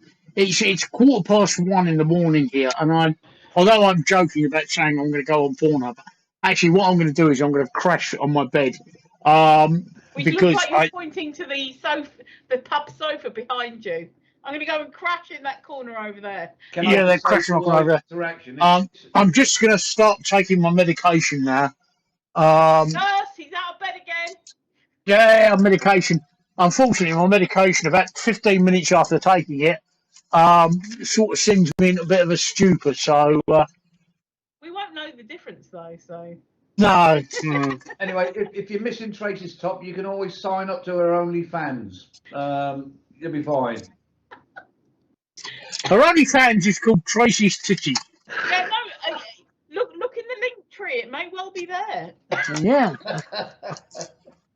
Keep looking. But seriously, come back, and I mean, I can't guarantee I'm going to be on every single stream because there's Mondays and Fridays now, and also if he adds a Wednesday.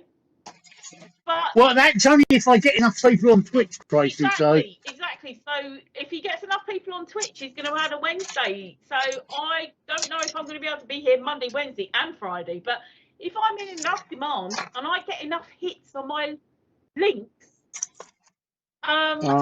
make it worth my while, and I might do outfit requests. Who knows? Frenchy Mama,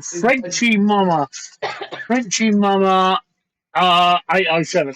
No, medication is a thing when you've got cancer, which is what I've got. So I've got to take lots of medication for it. I've got cancer. I've got an incurable blood cancer called follicular lymphoma. So I have to take lots of medication for it because I'm currently on chemotherapy. So if you want to know why, and these drugs, which I'm doing right now, these little things knock me out completely. And can I'm going to add to that. I'm only just 50, and it doesn't necessarily mean that just because you get older you have to be on medication, because I can honestly say that I am not on any medication, no drugs, no prescription drugs, anything like that. The only drug that I'm on is a bit of alcohol every now and then. But I'm even though I'm a larger woman, I'm not on the usual things that people would think, like as in diabetes and high blood pressure and things like this. So it doesn't necessarily mean that you're guaranteed to have to be on prescriptive meds as you get older. And Micky? What? Well, prescription meds. You're an old person. I am for my blood pressure. I've got 2 tablets I take for my blood pressure every morning, and I also got inhalation powder for my COPD, which I take every morning. I've just had a 5-minute warning on my. I don't know if you can hear it. You can see it there. I've got an earbud in my ear. Yeah. I've just had the 5-minute warning, saying that I've got 5 minutes of charge left. So, like I said, we're coming off at 1:20, so we've got 4 minutes left. So let's have some questions, guys. Now they're giving us exactly 3.5 hours on Twitch. So yeah, go on. Quick fire questions. Fuck you's got one, Tracey. What were your C's? I haven't had any. Carry on. I haven't really had any wild moments overseas. I was in New York, and I won't go into great details, but I've actually got a world record that I broke in 1990. And I was in New York in a radio station called Hot 97 FM, and I was showing off my talents on this radio station. Unfortunately, it involved me swallowing a lot of air. So live on air in front of 6 million people, I swallowed a lot of air. Now, if you swallow a lot of air, it can only escape one of two ways, and I didn't burp. Oh. Oh. Oh dear. I just said I'm British, and they just sort of understood. Oh, there we go. Dear, oh dear. I often wonder if they've got a recording of that. Probably. Yeah. They probably use that for bleeping out swear words or something. Steve. Right, come on. We've got 3 minutes left, people. Come on, 3 minutes. 3 minutes left, and while you're not talking, you, any of you guys watching us, make sure that you tweet, retweet, share, and everything. Any of these streams, there's loads on Steve's YouTube. I think there's some on Twitch. Look, and Reddit. And Reddit. And my sub on Reddit. It'll be on my. I'll just put my Reddit sub up. So I'll put my Reddit sub up. And we'll be back on Monday. I'm away for the weekend, but we'll be back on Monday. We will be back on Monday. If you want us back. Well, I mean, we can be here. Whether they bother turning up is a different story, isn't it? That's the thing. The more people that watch us, come back, talk to us. If we get not feedback, but if we get questions, we've got things that we can bounce off and talk about and answer and stuff. With your chest, you can bounce off lots. I can. Live interaction. Wants to know how long we've all worn glasses. Since I was 30, live interaction for me. Since I was 30, yeah, Tracey. Since I was 50 for me, so that's 16 years.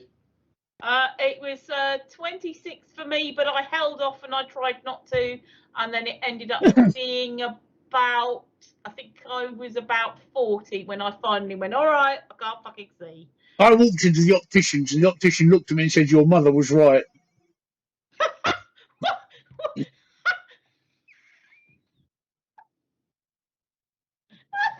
That sounds like something like the midwife might say. Yeah. Stop that or you'll go blind. He looked at me and said, your mother was right. Fuck you, sis. Come back before Monday. What the fuck are we going to do till Monday? It's not like we've got much to do. I know. Fuck you. I know.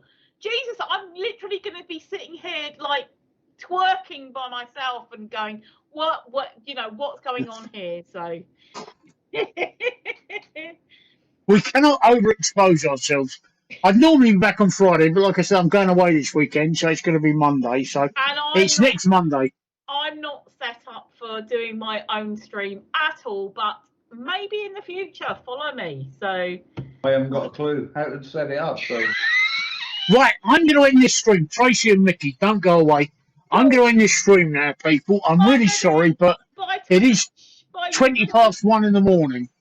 So I'm just going to put my my goodbye screen up. So thank you so much. Bye, folks.